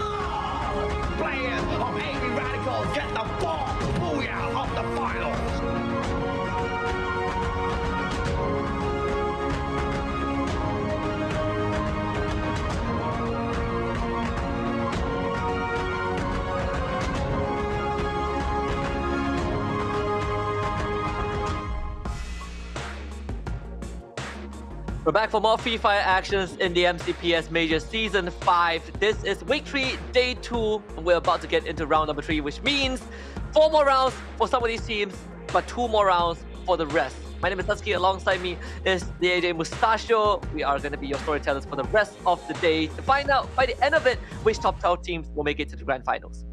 I know Farang's definitely making it there, and they are also making a lot of noise before we make our way towards the grand finals, right? Yesterday, we had a little bit of input from the Farang players because the fans were asking Farang, how do they overcome their feelings when they're down, especially when they're eliminated early in some matches, right? Because Farang, yes, they are great, but sometimes we see the inconsistency from them as well. And their answer was a pretty simple one. They always support each other by saying, it's not the end of our day just yet. I mean, one match just means absolutely nothing, right? Especially if in the day you've got 4 games to play, especially in a league setup where you really have multiple opportunities to climb up that ladder. There's nothing much to fret. It is just when you start worrying about some of these things that you don't really need to put your mindset on, which kind of forces some unfortunate gameplay out of you. So I think that's a really fantastic mindset to have, Husky.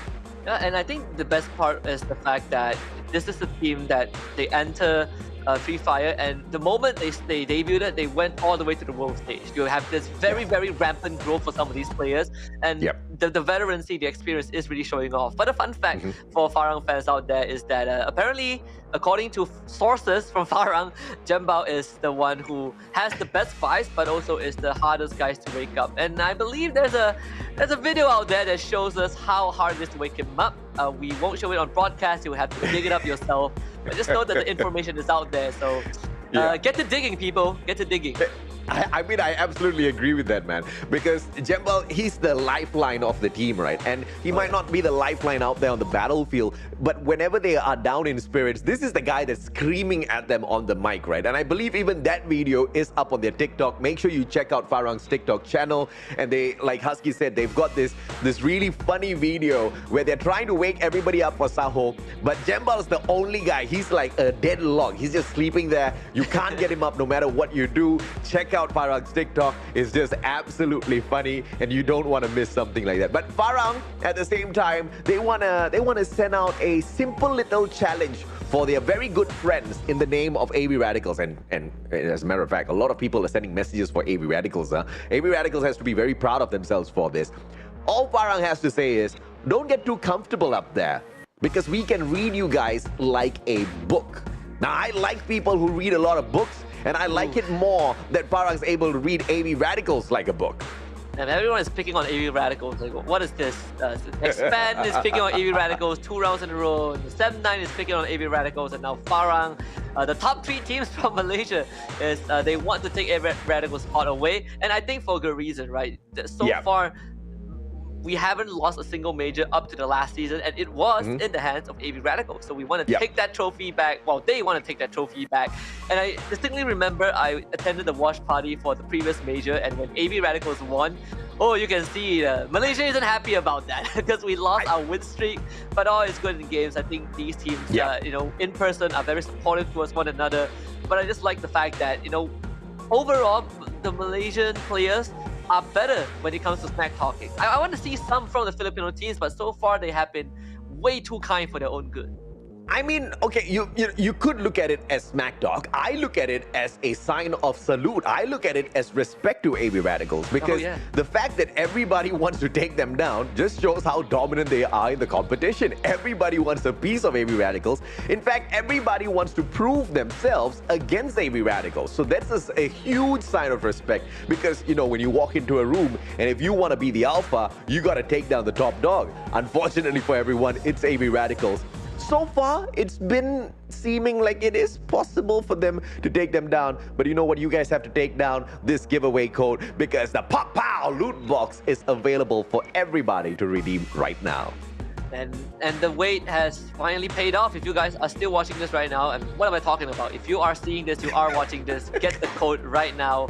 Do whatever you guys always do, you know, screenshot it, send it to your friends who are somehow still asleep on a Sunday. Just make sure that you claim the code before the broadcast concludes, because that's where we would close the window and it would be gone forever. I mean, if you're still asleep on a Sunday at 2 p.m., I tell you, you're wasting away your life. You know, one of the worst things to do is to wake up in the dead hot sun of 2 p.m., right? Like 12 p.m. to 2 p.m., it's one of the hottest times in the day, especially here in Malaysia. Yes, it might be raining, thunderstorms scattered sometimes around, but it's some of the hottest time within the day. You know, if you wake up fresh, bright, early morning, then you get to delight yourself in some good free fire games by the time it comes to 12. You can, if you're not Muslim, have some good breakfast before all of that starts. You know, start the day off with a lot of energy instead of waking up to the hot sun, man. I don't know, me, I wake up to the hot sun, I go back right to sleep.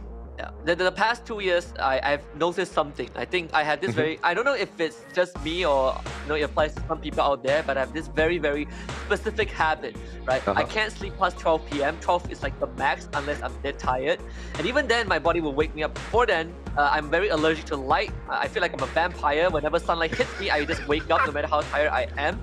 But most importantly is, if it passed a certain time and I'm supposed to do a chore within that period and I didn't get to do it, I just can't bring myself to do it anymore. Like if I'm supposed to do laundry at 10 and I wake up at 12, laundry waits until tomorrow.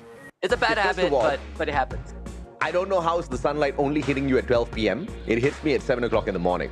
But speaking of what time we wake up, I've been on a personal challenge to wake up at 3 o'clock in the morning, all right? And it has been a very weird challenge, Husky. I tell you, the first few couple of days, I felt like I was going to pass out right when I wake up at 3 o'clock. And starting from the fourth day onwards, even before my alarm rings, I'm awake. I'm just wide awake. No coffee, nothing. Well, you wake up at 3. I'm proud to tell you that my challenge is to sleep latest at 3. I've been making good progress. I've been sleeping way earlier. All right. See, that's why we make good partners, bro. There was a period where There was a period where I was struggling to sleep so much that I would sleep at 6, and I would have like 12 p.m. call times. Like it's not a good habit. Please do not copy it. I've been correcting it, thankfully, and now I've been able to restore my normal body clock. But that period was a special period because I think you should keep it up, man. I mean, like it's like you are taking the night shift, I'm taking the morning shift. It's gonna work out. It's literally gonna work out. Yeah, well, unfortunately, our broadcast starts in the afternoon, so it's not a shift that I can maintain. But yeah, I mean, I've been able to fix it, so it's great. I'm back into a normal sleeping schedule, just not waking up at 3. I think that would take a lot more effort from me. Ilustrados Juegos dropping into the blue circle, looking for that high-tier loot, and it looks like Quick Reactions are quick to catch up with them to see if or not they can go in for a quick challenge. TFC towards Blue Will. They want to circle on across and maybe drop by that high-tier loot zone a little bit later on once these teams are almost done with those battles. So I think TFC, if they do circle into the blue circle, this is a really sound plan out of TFC. So I'm looking forward to that. Yeah, Ilustrados Juegos actually had a pretty good day yesterday. Well, I say good, but just got taken out by one of the members. Just got taken out by Skip Toby. I believe they both are sharing the same high tier loot zone. It is so expected, right? I mean, on the one side you have quick reaction, a bit of that anxiety DNA. So high tier loot zone is always like a magnet to them, like moth to a fire, moth to a candle. On the other end, Ilustrados Juegos also likes high tier loot zone. Meanwhile, Freedom MY against Nova. This is a very important matchup, especially for Freedom MY. Waking up early in the morning, I've also found that like bees, like honeybees, are attracted to light because I switch on the light in my hall. And almost every day, a bee just flies into my hall, man. And I'm so afraid that my dogs might like try to eat it or something and get an allergic reaction because, yeah, one of my dogs loves eating bees. But, speaking of bees, there's just not much of buzzing around here for Nova. A good time trying to pull down, but Freedom MY wrapping them up like a burrito, and Nova gets taken out in the 12th spot. So going back to my bee conversation. You have bees in your house? Dude, I've got a huge garden right in front of my door, so I appreciate the bees. They pollinate all of my flowers. They give me a beautiful garden. But I've got this conversation with them, right? I say, bees, outside garden, that's your space. Inside house, that's my space. You cannot come into my space. I hope that's been working out because Manchai is not respecting the space of Geek Slate. No, he's not. It's only just one member. I believe this is a scouting party from Geek Slate. So, EWG getting 2 kills. Geekslate still very much in the game. They have a revival point, so not much was lost in that exchange. Expand now taking on PXG again. I mean, PXG challenging Expand head on. This is gonna be interesting. Mika off to a great start. Axel overwhelmed by the numbers of PXG. Both teams trading and from below. Too fast with the ice grenade. Gets the third knock. Cobra looking for the finisher onto PXG. Maybe they made a grave mistake. The ice grenade chipping down Jimmy Neo to just 1 health, and that's it. PXG completely wiped off the face of Alpine. They will rue the day that they took this drop towards the team of Expand, but it's okay. I mean, at the end of the day, someone needs to become the feed for Expand to just eat up and get into that final circle big and strong. And they are off to a fantastic start. There is a vending machine right here in front of them, so X-Roy is going to be purchased right back. No revival points for them to hang around for a long time. Sen Rain, he manages to back away as the rest of the Geek Fam squad has been brought right back into the equation, all thanks to that revival point we saw moments ago. Yeah, so Geek Slate back in the fray. Udo Axis is another team. I think the competition right now is between Udo Axis, Freedom MY, Tactical Intax, and Dok Dalang. But of course, for Udo Axis and Freedom MY, they have 4 more rounds to make it to top 12, and they were in top 12 previously anyways. Udo Axis, again, this is their worst performance as a team in a major. So close to elimination, so they gotta buckle up, and they have decent chance to do so. Farang doesn't really have a lot of things to get excited about here. Ooh, Illustrados. This is going to be a tough fight here for Expand if Illustrados does catch them off guard. And you can see McRory with a long right-hand side flank. So he's going to get the information as Expand runs through the other side of this compound. And that's just going to open up the opportunity for the rest of the Illustrados to catch up with them. Look at Expand just waltzing into the danger zone, not expecting anything to hit them. They're pretty safe, honestly. I think for Ilustrado Juegos, they are the ones who are less safe. It's because there's not much cover for them to work with. And some of these players have went up against certain players on Expand way back in the days, right? McRory, 4-Bits, these guys were from SAF. Führer, I believe, as well. The Shanks at one point was with Bloody Head, so this is another one of those powerhouse collaboration. McRory, I believe, saw Axel running past the open field. This could be an interesting exchange between 2 of them. Illustrados. Opportunity that they cannot waste here. And McRory is not in the best of positions. Initially, he had the flank, and now 2 other players have got the flank on him. X-Roy is going to drop right by his left-hand side. Too fast right in front of him. Axel gets knocked down in the meantime by Shanks. That backup is solid, and that's just going to keep the pressure on the team of Expand. Expand now. Opportunity to shut down McRory. This is going to be a good trade, but McRory sneaks away. Good glue wall pulled out as well, and Expand is not going to be able to find that trade instantaneously. Yeah, the timing was a bit off. Expand had the good idea, but Axel unfortunately went down, so there was a loss of pressure on the northern side, which allowed Ilustrado Juegos to get away, but Expand, very disciplined move, decides to just get out of here, get to a vending machine and get Axel back into the game. Not too much was lost overall. I think they don't have to be worried about too much, but there is a UAV sent out as well to Forest Red. This is a location where Expand loves a lot. It is their prime drop spot, but unfortunately, Circle not favoring them. Smart decision right there by Expand. Regardless of who you are, you cannot allow your ego to get in the way of your journey towards the top. And they know that Farang has sneaked away that second spot. Expand needs to gather 18 points to retrieve that second spot back from Farang. And that is 18 points more than whatever Farang can, of course, bring into these matches. So, and with Farang being in the exact same group as Expand, you know that they have to really hustle. They can't just expect Farang to bomb out. They have to, in this case, personally see to it themselves if they are pushed to it. And Farang has been a bit quiet this round. Well, at least for the start of the round, right? Playing very, very slow. And I think it's something that we would see very often from Farang on maps like Alpine, where they are less comfortable on. They are generally more docile. Ooh, but Nice. JPTNC, careful, already spotted by Farang. And look at where Jembao is. This guy really making headway on top of the roof, and just one shot was all it takes. Ryu goes down. He's going to draw the rest of JPTNC to come provide help. Jespu is in the front line already. Napis, good response onto Jembao. Jespu needs to win this one though, but Napis stops him. Good moves from JPTNC to stop Farang. And let's see if they can punish Farang further.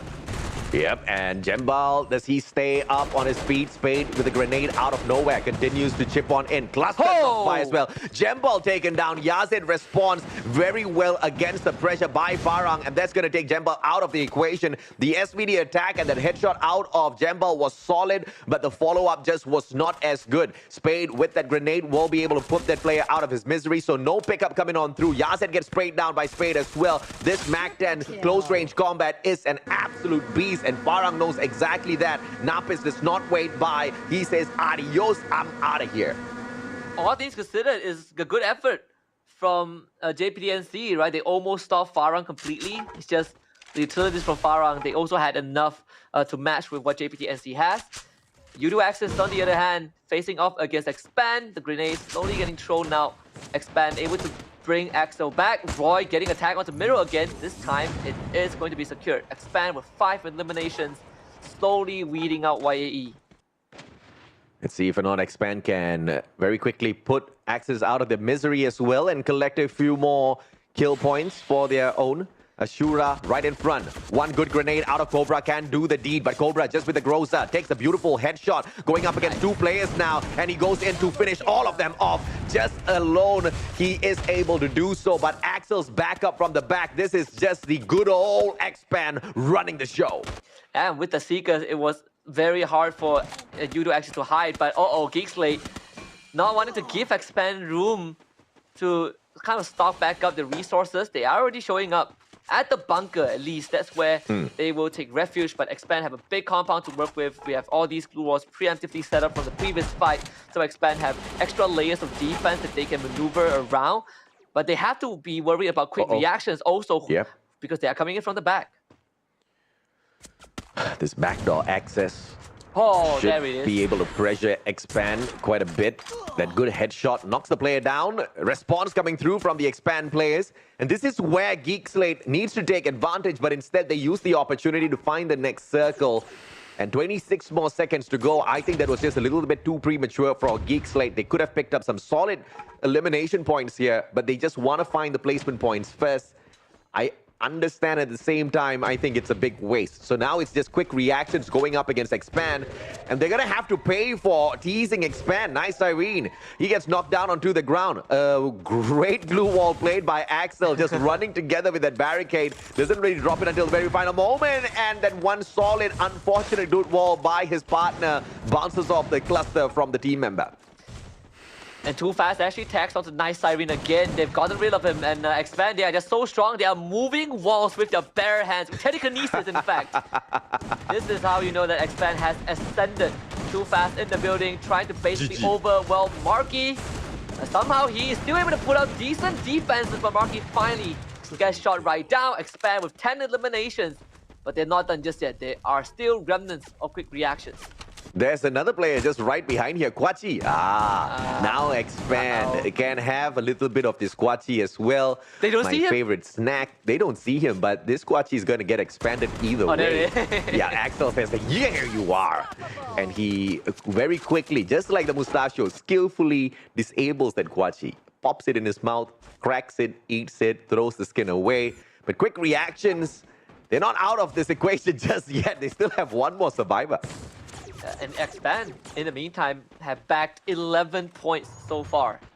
This is a massive round for them. JPTNC, on the other hand, not doing too great. They were able to stop Farang, but right now, they not only have to deal with Farang, but also Pando EWG. And Farang has control of the buy point, which is great for them in case they need to go for those revives. And you look at the kill feed. Look at who Expand ran into. Ilustrado Squigos. They are just constantly fighting in this round. This was supposed to happen a little bit earlier on, and now Cobra's the one that finds the circle. What in the world is happening? Illustrados outside of the circle. Axel, long shot. Pura goes down. Cobra has got the 6 grenades to work around with. Earlier on, he did not use it against the players of Toda. Hopefully this time, he does pop 1, 2, 3 back-to-back against the players of Illustrados on the other hand, because it will be quite fun to watch, and he does exactly that. Here comes the ice grenade first. McRory goes down. X-Roy and Axel both chipping on in, and Illustrados Juegos had an opportunity, but they don't take it for themselves. And because Freedom MY decides to chip in as well, now Expand knows that after Illustrator Juegos, they gotta deal with Freedom MY. Quick reactions in the meantime. Finished 9th thanks to Geek Slate. EXO! Dirty shot onto Jin. And now Expand slowly pushing forward. X-Ray leading the charge. Freedom MY, what have you guys attracted? You've attracted Expand of 14th. X-Roy, no respect.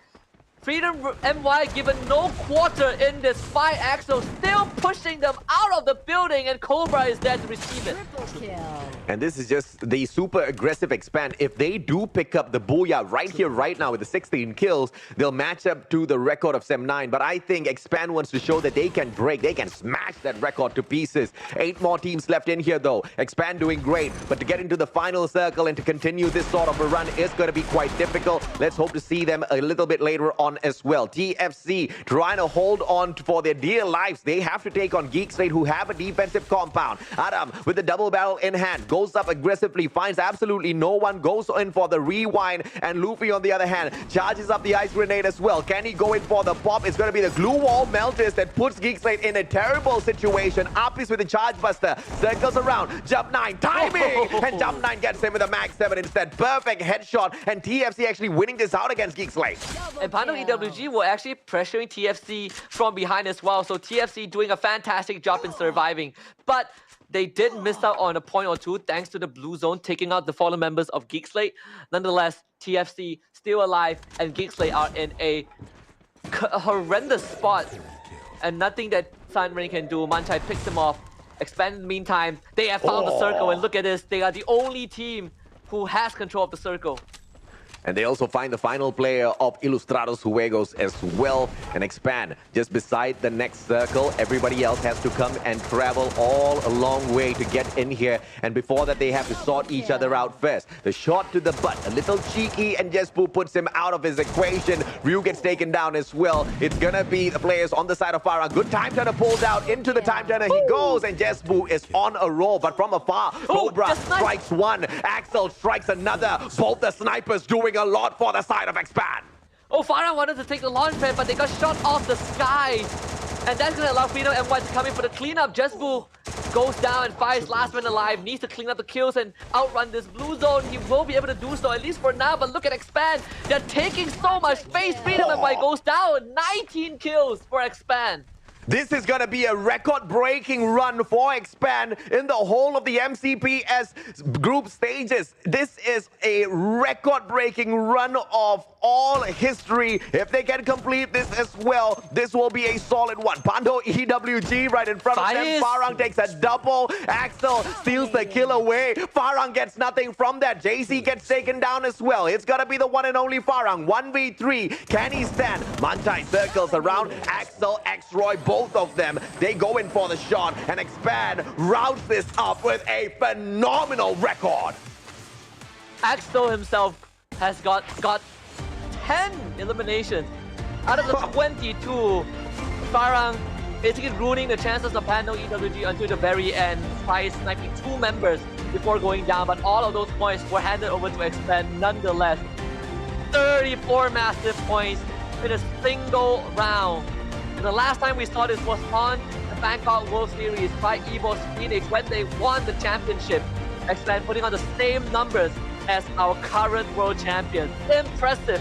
And this is why when we say coming into today, Cobra showing up on the last day of the group stage, the full power of Expand, this is what we were expecting to see. 34 points. You don't see that every day. You do not see that every single match for sure. And Expand, I said they needed 18 points more than Farang to get that second spot right back. They gave you double. Were all years. They were all freaking years, man. They were like, okay, 34 points. It's 18 points per session. No problem. 34 out of nowhere, Husky. and they made up for 2.5 rounds of no-show. No-show, by no-show, I mean just mediocre rounds, right? But they made up for it with just this one round. And that is the magic of Expand. Even we look back to Season 4 Major, you look back to World Series on Bangkok, it's the same thing. Expand would have had a very underwhelming rounds, but they will strike back with a round that is so massive, it makes the round that they lost look insignificant. This one in the final stretch, this is the 3rd out of 4 rounds today. They have done so much to make up for what they lost yesterday. I mean, this is just Expand putting their mark on the competition and reminding everyone, do not forget your place, because we just have not been playing. You know, we just haven't been getting serious just yet. And this is exactly what happens when Expand does get serious. The representatives of Malaysia at the Free Fire World Series at Bangkok, they've met some of the best in the world of Free Fire, the very best of the best in the world of Free Fire, and even handled those gunfights decently well. And to bring all of that experience into MCPS, easy peasy lemon squeezy, baby. Yeah, and on the world stage, they were pressured by teams like, Team Flash, right? They were pressured by teams like RRQ, and they were less than, I believe, like 5-6 points from making it to the finals. But they had to handle that for 6 rounds straight. They were constantly getting hunted down, especially by Team Flash. So if anything, I think Expand are well built for this major. Farang said that AB Radicals have been bred by them like a book, but I think they forgot to read their own home soil champions, which is Expand. Because Expand just worked them in that final round. And that's exactly what happens when you just focus all of your prowess onto just taking down one team and not really focusing on the rest, right? This is a battle royale at the end of the day. You're not just going to see one champion constantly rise up to the occasion. Even Titans, they do manage to falter. They do manage to make some of those mistakes in terms of shot calls out there on the battlefield and get eaten up a little bit earlier. But when you come across a team like Expand, even they have been victim to unfortunate situations like that in the past. But for them to step it right back up, for them to not only show that they can do well, but break every single record so far placed by teams within the group stage of MCPS Majors Season 5. Oh, yes. On the last day of everything else, it's just phenomenal. It hit the ball out of the park. It definitely is. You look at the history of some of these teams, right? Remember, we have players like Axel, who was from AKO back then. That was like, 2021? That was 2 years ago. You have Cobra, who was with Baby Argon and went on to Flags International, and right now he's with Expand. Expand is a team made out of veteran players, but when the team started, they started from nothing, from the ground up. This is a rags to riches story for one of the best teams in Malaysia. They had the individual talent when they all got together under the brand of Expand. What they did not have in the past was great leadership. That's exactly what Expand has right now. So all of the missing puzzle pieces brought together in perfect unison, and Expand is just one of those teams that are just very, very promising, right? They can do this and so much more. I want to see exactly how much more can they deliver on this final day of the Grand Finals. Can they, now that they've managed to catch up at Farang, also catch up with AB Radicals? Because yes, they have got 18 points to catch up with Farang, but Farang was just about 8 points behind AB Radicals. And that's not too much at all. So that just means that now Expand is in the right range to even shoot down AB Radicals. It will be a stunner if they take that #1 spot by the end of the day. And I want to quickly bring us down a bit of a history lesson, because you look at this one member Too Fast, right? If you remember his origins, this guy started from AKO, went to Freedom Rumble and made a name for himself at Freedom Rumble, because at that time Freedom Rumble was so aggressive. They just do not care who they're up against, and that's why Freedom Rumble was one of the first Malaysian teams who kind of dropped that 30 bomb at the end of a round. And afterwards he went on to Axis for one major. And after Major Season 3, went on to Expand, and from that point onwards, he has been putting on decent numbers. And, for those who think that we are hyping up Expand a lot, you look at the history of this team, they have had very poor performances at one point. They finished second in the 4th major. They finished 13 on the World Series. They finished 7th in one of the third-party tournament, the Snapdragon Pro Series. So it's not all rainbows and sunshines. Expand had to go through basically a huge character development arc to get to this point.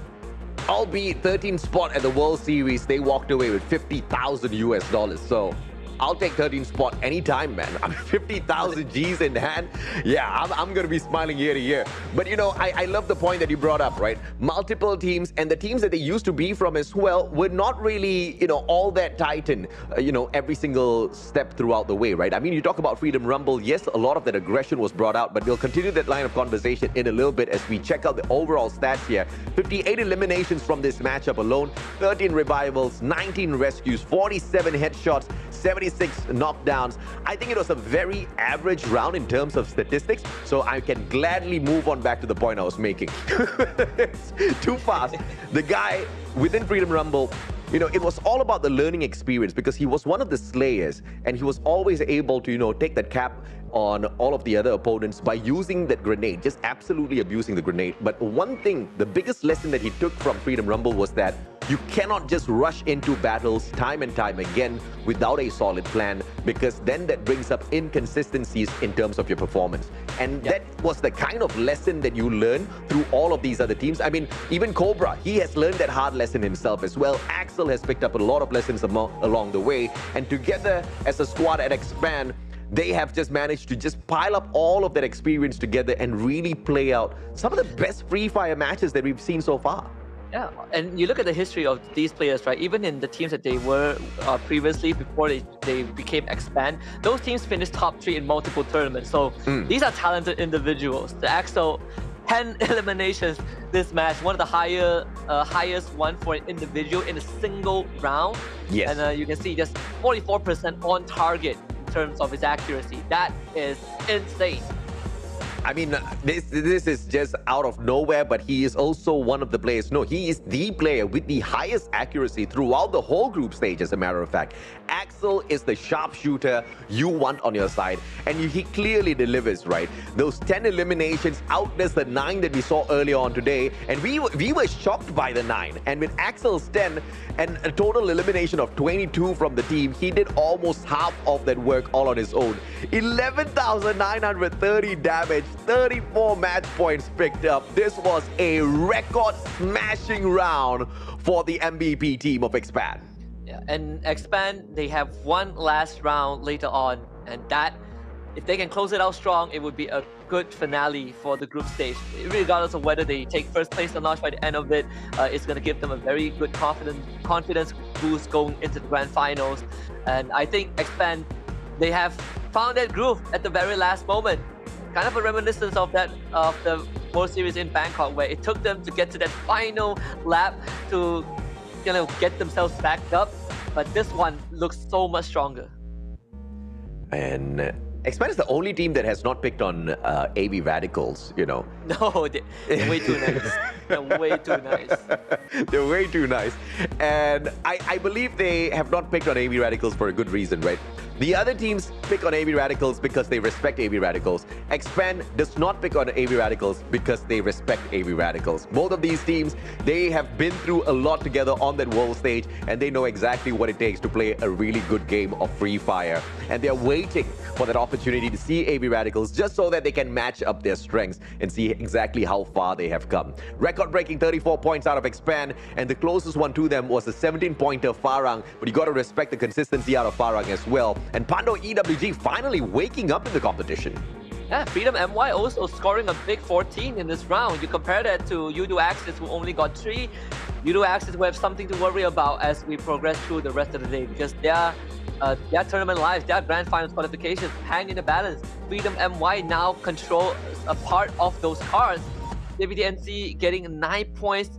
Compared to yesterday, this is already 85% of the total points that they've gotten. So JPTNC, I think is fine. They will qualify anyways. TFC also keeping themselves in the running, make sure that they don't drop out of the top 12. And it is a good run, if you ask me, from both JPT as well as TFC. Nova continues to struggle alongside Project X Gaming.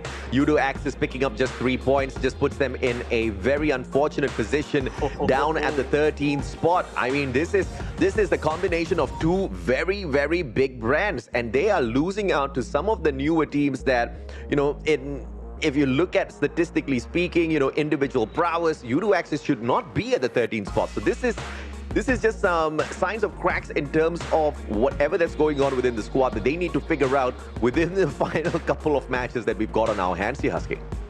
AJ, just look at the top three. Look at how insanely close this is. Farang, Expand, and AB Radicals. Farang and Expand sharing the first spot. Obviously Expand having more eliminations, but Farang having more placements. AB Radicals 10 points away from reclaiming that first spot, but of course AB Radicals didn't play this round, so they will have 2 more rounds when we reach the tail end of the day to catch back up. But this is the closest that we have seen so far when it comes to a group stage and the fight for first place. It has never ever been this close. I mean, I talked about the drama of Expand catching up with Farang, and I also talked about the drama of Expand, being capable of picking up the #1 spot, but Farang beats them to it. But Expand is literally hot on their tails, right? All tied up with the 340. So this is going to be very interesting as we reach the tail end of this, because both Farang as well as Expand, they are in Group C. And this next matchup at Nextera is going to be their final game. And after that, they will have no say at all. And Group A comes back into the mix alongside Group B. And AB Radicals will have 2 matches. So I don't know. They better have breakout rounds for themselves, because AB Radicals, they're going to try to pick that right back up. You know what Expand needs to do? They need to, by the end of this round, they need to have more points than Farang, no matter what happens. Because in a tiebreaker situation, Farang beats Expand, and that was what happened on the leaderboard, right? Farang having 1 Booyah more than Expand, so that's something that is something minor. Again, in the group stage, it's not too important, but if Expand wants to really overtake Farang, this is their last chance to do so. So I think it's going to be drama all the way up to the end. Of course, it's going to be drama at Nextera to figure out if or not Expand can have this massive round yet again. If they do, obviously the #1 spot's for them. If they can pick up the Booyah as well as a solid number of kills, and we can expect consistency out of Farang. So this is going to be the drama among the top 3 teams. And then later on for the final 2 matches, I think we can expect AB Radicals to either show up or bomb out, right? Because they have not been as spicy as they were within the first 2 weeks. I think week 3 has been somewhat of a slower pace approach for AB Radicals. They don't want to seem to be too much of a threat for the rest of the teams moving into the grand finals. I think that's a sound strategy as well. But if you're AB Radicals, you might as well go for glory. And yesterday we didn't see Expand play on Alpine and Nextera, right? And we saw Expand just now, 34 points on one of their best map, best map, which is Alpine. Now I want to see them play on Nextera. How does Expand adapt to the latest map? Because when Alpine first came out, they were one of the first teams to really get a grasp of Alpine. They can do the same for Nextera. I think Expand is in a very, very strong position. Expand thus far has got 32 points on Nextera picked up, and Farang has got 85. If there's any indication as to how these 2 teams are going to be doing against each other up here on this battlefield, I think that's a very solid number. But of course, Expand is a team that also learns extremely fast. So we might see a huge improvement here for Expand, but they will have to try their very best, because Farang has been doing phenomenally well. In fact, Farang is the leader of Nextera. They are the best performing team apart from AB Radicals, who are just shy 2 points, 83 overall on this exact same map. Yeah, this is going to be a heart-wrenching one.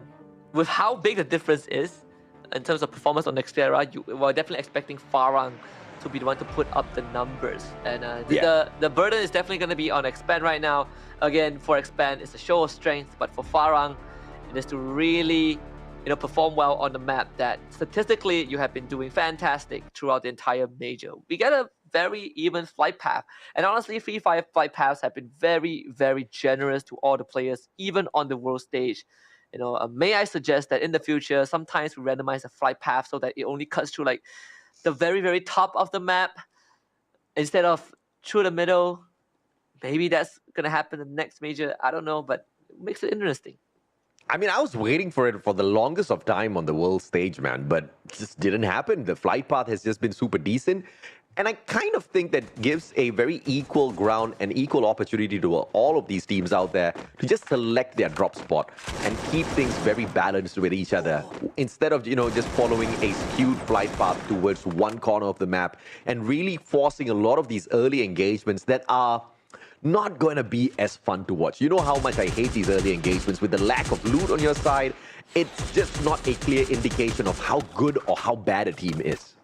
I have one change that I think, if implemented, would make you enjoy these early fights more. What if when they drop, they don't have pistols? They just fight with fists. They just box each other. That would be fun to watch.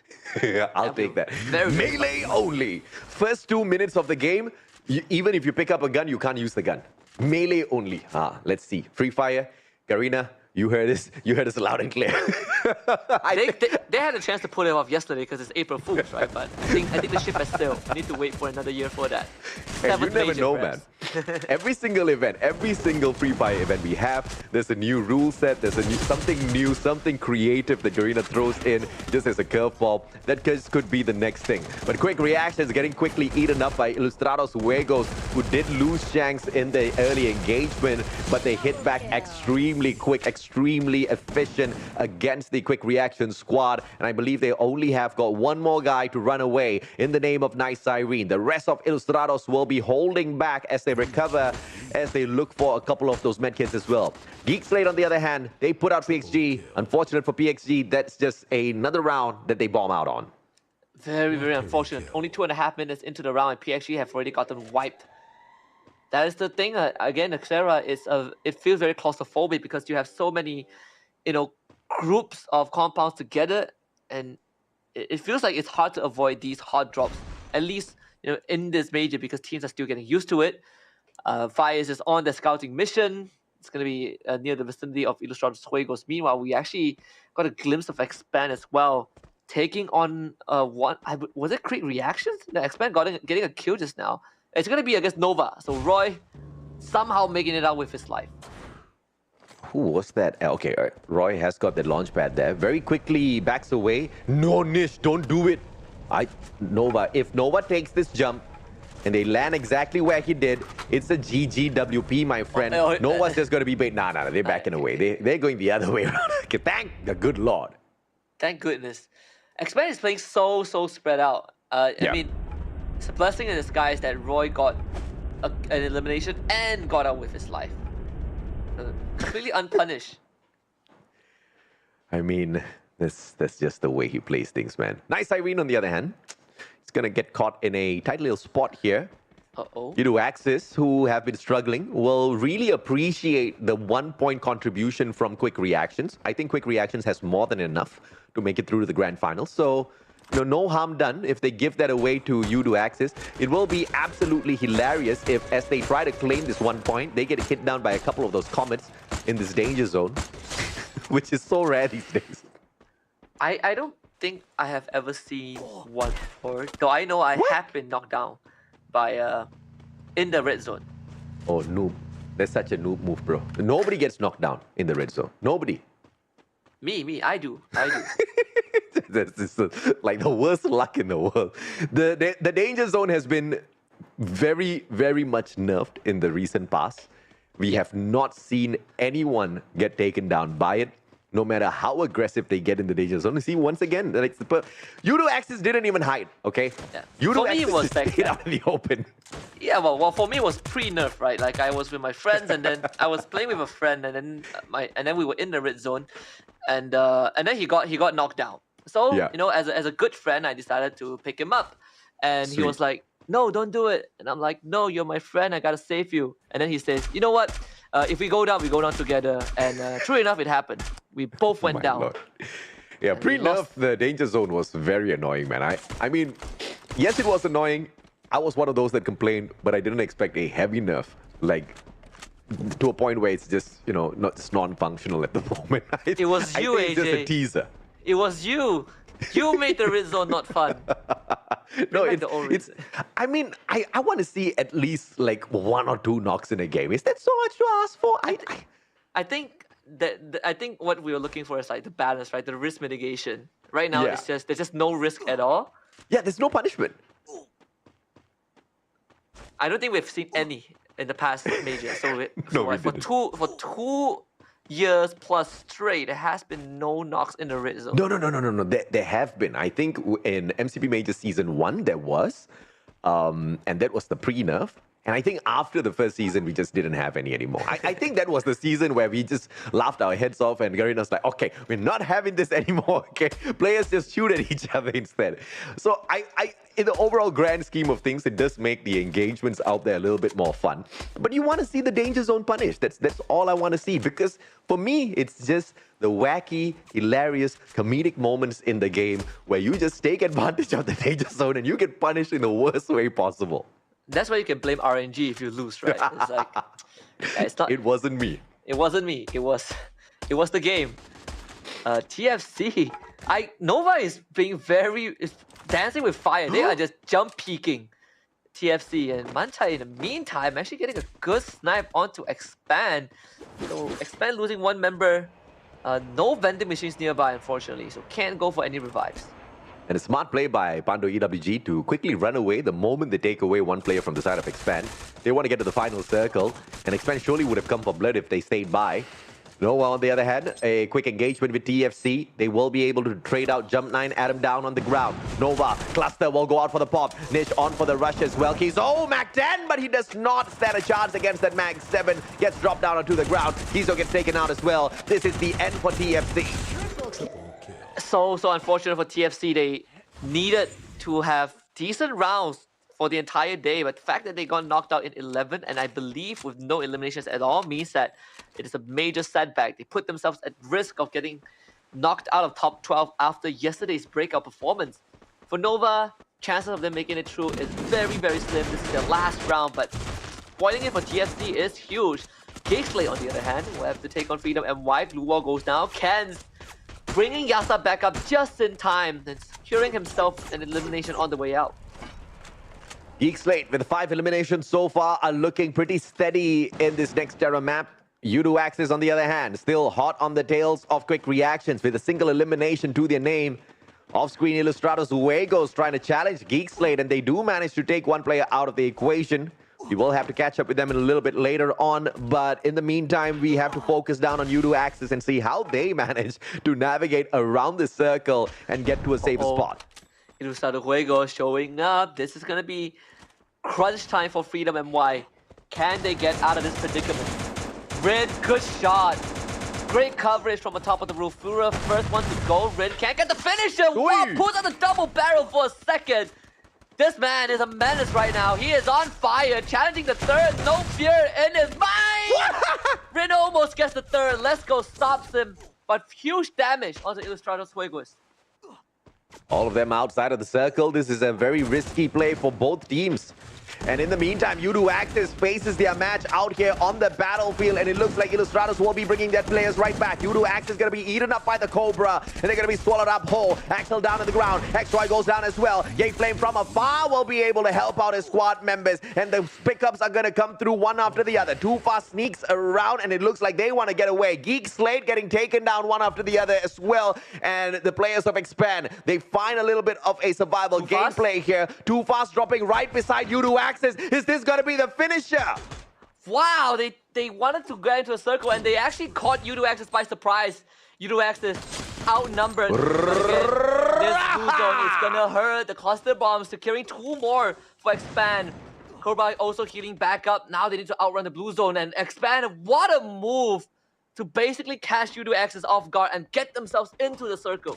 Split-second reaction there for Expand. Drops by Udo Axis. Not deterred at all by their presence. Just nades them out and then continues to move on. And they should be able to buy their players back. Vending machine. 2 players right back into the action. Expand. Full squad yet again. Nova struggling in the competition, but they want to ruin the chances of JPT NC from picking up a slightly bigger prize within the group stages in itself. Udo Axis does the exact same as Flame. Manages to revive all 3 players. This is one hell of a fight at Nexterra. And JPTNC still holding on. Nova all trying to go through the same doorway. I'm not really sure if that is the plan. As Farang also helping from across the dam. JPTNC having their work cut up for them right now. Nova can't find a way in. Let's see if or not JPT will be able to take this backstep against Nova. Nova does not anticipate their presence at all. We've got a player just running past the rest of them. Ilustrados Huegos, on the other hand, dealing with the players on the side of Udo Axis, who just made their way right back in. Asta, Charge Buster will find Bad 7, puts him down onto the ground. Long shots coming on through. Yazid with the Groza, and this is one mighty Groza that he's got in his hands, and they do not get punished. Cobra finds Miro as well, and it just does not stop. Cobra just on a hunt for the Udo Axis players, and JPTNC just turning tails towards the players of Ilustrados Huegos. Fires out of nowhere, finds one. McRory dropped onto the ground as well as Cobra finds that knock. Fire steals away the kill, and this is just Farang teasing Expand as they take away all of those kill points. And Farang once more just vulturing all of these knockouts from afar. There's no one to stop them. JPTNC is still surviving. Gigslake, the full squad back and ready to rumble. But they need to clean up some tires on loose ends. Hardik, getting taken out by Riddles. That's not part of the plan. But Apis was able to clean things up nonetheless. JPTNC makes it into the circle, avoids the blue, but now has to face Expand. Expand. The players are all looted up once again. They just got back into the matchup, so you can tell that they have cleared house. They have managed to loot up a couple of players on their way back in here, but now they need to travel in towards that next circle as well. 27 more seconds to do exactly that. They've got that high ground advantage, and therefore they can stay away from these other players as they decide how they want to maneuver around towards the location of JPTNC. The players, on the other hand, in the name of Udo Axis, will have to wait for the side of Geeksplay to slowly maneuver around. Udo Axis just try to play for placement points here now. And Udo Axis, as long as they can get points in, that's all that matters for them. Don't need to take all these kind of crazy challenges. Farang getting eliminated is huge for Expand. Now they 100% will overtake Farang by the end of this round, of the day in fact. EWG, they've taken care of Farang. Now Expand is next on the list. Farang's out, so it's imperative that Expand continues their massive run in this matchup to continue picking up all of those kills. JPTNC getting a god nade onto Yasta. Yasta down onto the ground. Another player taken out, and that's just a perfect cleanup coming through for JPTNC. And Pando EWG doing the dirty onto JPTNC instead, and they take advantage. Nap is the final player alive, cannot go on through to pick up the rest of his team members, and Pando EWG takes that perfect advantage to put on that pressure on them. But this is just thinning down the herd for Expand to pick up a booyah they desperately need to hold on to the #1 spot. Expand is going to be really happy playing on that ground floor. The big problem would be when we get to that final phase, EWG will be forced to take Expand head on. So right now they will have a vantage point. They can't gatekeep NC, but like you said, AJ, they are just making life easier for Expand. This next circle will be very, very crucial in determining where that final battlefield will be. This is just a terrible mistake out of Pando EWG, because when you jump down, you're going to be disabled and you're not going to be able to respond to the shots out of Expand. Expand clearing house, quick reaction, stops by. Expand says hello and then instantaneously bye-bye. 10 kill points picked up so far already. They top each other's health back up because they know they need to be full-on regenerated to tank this next circle. They're going to wait for Pando EWG to drop down. Manchai drops down, shows up. Riven out of nowhere drops Axel down onto the ground. Circles around as well. Riven with the double barrel has managed to punish, but no finisher coming on through. He's wasting time, and Pando EWG finds Cobra out of nowhere. Too fast goes down as well. Pando with the last minute stand up, but X-Roy, he manages to respond, puts him down to the ground. X-Roy gets taken out as well. Expand holding on for their dear lives as Pando EWG show up out of nowhere. Axel takes that one shot. 1v1. Expanded in the third spot. Riven trying to heal back up, only 7 HP. JPTNC, they smell blood in the water. It's 1 versus 3. Pando EWG, they caught Expand off guard, but at the cost of a booyah. JPTNC was the one who takes it away. The grand plan was not supposed to be this way, but if you are JPTNC, you are very, very happy with this ending. Lucky for Pando EWG, they did not wait for that very final moment, because at one point they were getting suckered in by JPTNC and they were focusing all of their shots there. And if they had continued to do that and not jumped off of the top floor, there was no way in hell they were going to stand a chance against the players of Expand. And they made the decision. As I was saying, they were about to make the mistake. They made the decision to jump back down onto the ground floor, taking Expand as well as I by surprise. And that backstab was perfect, but it also allowed JPTNC to cross over and take them out. A well-played round for JPTNC, picking up the Booyah after multiple rounds of non-performance. JPTNC once again shows up. Very, very important round. Again, it doesn't really affect them too much because they will qualify for the finals anyways, but it is a good morale boost for a team that had a very, very sad day yesterday. So this round is one of the slower ones overall, which teams just playing it safe, taking on controlling compounds, trying to go for those voucher movements. You see Pano EWG doing majority of that throughout the rest of the round, and just good decision making to really catch Expand off guard, but at the cost of the Booyah. But if you're Pano EWG, you're fine with that exchange. You lose out on 3 points in terms of placement, but you're getting a lot more to perhaps race for that top 12.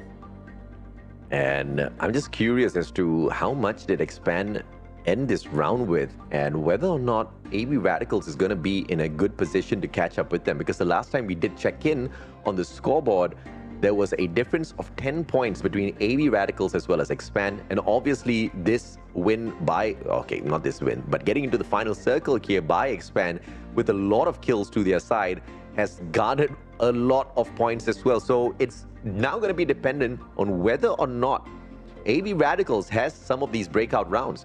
But Expand has got this ace in the hole because Sem9 is in the exact same group as AB Radicals. And you know Sem9 has been trying to shut them down time and time again. And they've been performing so well. So Expand stands a great chance at holding on to this #1 spot. Yeah, absolutely. And now it really comes down to the other two titans, right? AB Radicals and Sem9.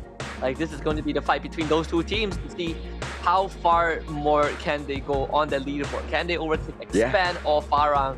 And by the end of this, they will all qualify. And, you know, first place, you just get a bigger chunk off that total prize pool. Yep. But it gives us a very good insight on what to expect for grand finals, because this is the closest we've ever seen in terms of a group stage in a major for you know, MCPS. You know, strong words, but the enemy of my enemy is my best friend. They're not enemies out there on the battlefield. In fact, a lot of these players are good friends with each other. But AB Radicals will be looking for that #1 spot. Expand holds on to the #1 spot right now. And Sem9, the common enemy of AB Radicals, can prevent them from stepping back up. And all Sem9 needs to do is just play their own game, play their best match, play to see if or not they can get maybe the 3rd or the 2nd spot, which is very much still playable for them. They are a massive 42 points behind AB Radicals, so that's going to be a good motivation for them to really put on the hustle out there in the final 2 matches. And that only is the case because they had one round where they got taken up very early on. So yeah, AB Radicals got to breathe minus side of relief. But AB Radicals 100% will be gunning for that first spot again. They've held on to the first spot for the longest of times, and to lose it in the final day, there's one player on that team who understands that feeling better than anyone else, and that's Ray Meow. Season 2 PXG Radicals had a whopping 600 points in the group stage, and they basically lost that in the final day of the group stage. So you don't want to repeat that heartbreak. It's time to really put the pedal to the metal and really secure these last 2 rounds. Yep, and it's not going to be just in their hands, unfortunately. Looking at the way Sem9 has been performing in the final week, they've just been slowly ramping it up, and this is their best performance, you know, as opposed to any of the other weeks that they've dropped by. I mean, even hitting the 28 points earlier on, really setting the record, and then only having that record broken by Expand for the day is, of course, going to be a little painful. But Sem9 has got the capabilities of responding to try to break that record in their own accord. Let's see if or not they're going to be able to get through that. But it's not just going to be about AB Radicals as well as Sem9 all the way through. The question is also going to be about if or not Tactical Intex is going to be stepping things up. Tok Dalang jumps back into the matchup once again. And Tok Dalang is not really in a good spot, Husky. They are in relegation spot right now. They definitely are. Again, right, we are looking at a very, very close match for top 12. Tactical Intex, Tok Dalang, Freedom MY, Udo Access, TFC also kind of in the red zone because they got knocked out very early on in the previous round. And I believe, in just a bit, it will be the last time we get the overall standing. So this is going to be a very, very tense moment because for the last 2 rounds, we will not know how much points these guys have cumulatively until the end of the final round. So I think if the teams are watching, this is the last time for them to really realign their goals and what they want to achieve. It's really going to be fun because Tok Dalang, Freedom MY, as well as Udo Axis will all be in the battle for the final 2 matches. And all 3 of these teams are battling for the qualifier because only the top 12 will be able to move on to the grand finals. And of course, the bottom 6 will be taken out in this group of 18 teams. I cannot wait to find out who it's going to be. But at the same time, I don't want to find out who it's going to be because it's always heartbreaking. Because there's a potential that big names are going to get taken out. I mean, Pando EWG themselves, I don't know, man. It doesn't look good. No, it doesn't look good at all. Again, I think Pando EWG, they finished like, what, 5th in the previous... They finished 6th in the last major. Yeah. Right now, there's a chance that they're not going to make it. And, there are 2 potential teams that might not make it to the following major, right? One is Pando EWG, which is in a very, very rough spot. And Udo Access might join them if Udo Access don't kind of clean up the act for the last 2 rounds. And it's disappointing to see Pando EWG play this way in that final round, right? I mean, it was a really well-played match for Pando. The positioning was good. The amount of pressure they were playing against all of the other teams were good. And they were holding their own against big teams, against big names, which is supposed to be the way for Pando EWG. But I guess some teams really just bring out that performance when they are really pressured, when they say oh, if we don't perform on this final game, we're not making it to the grand finals. Because prior to entering this game, they needed 21 points to catch up to the 12th spot.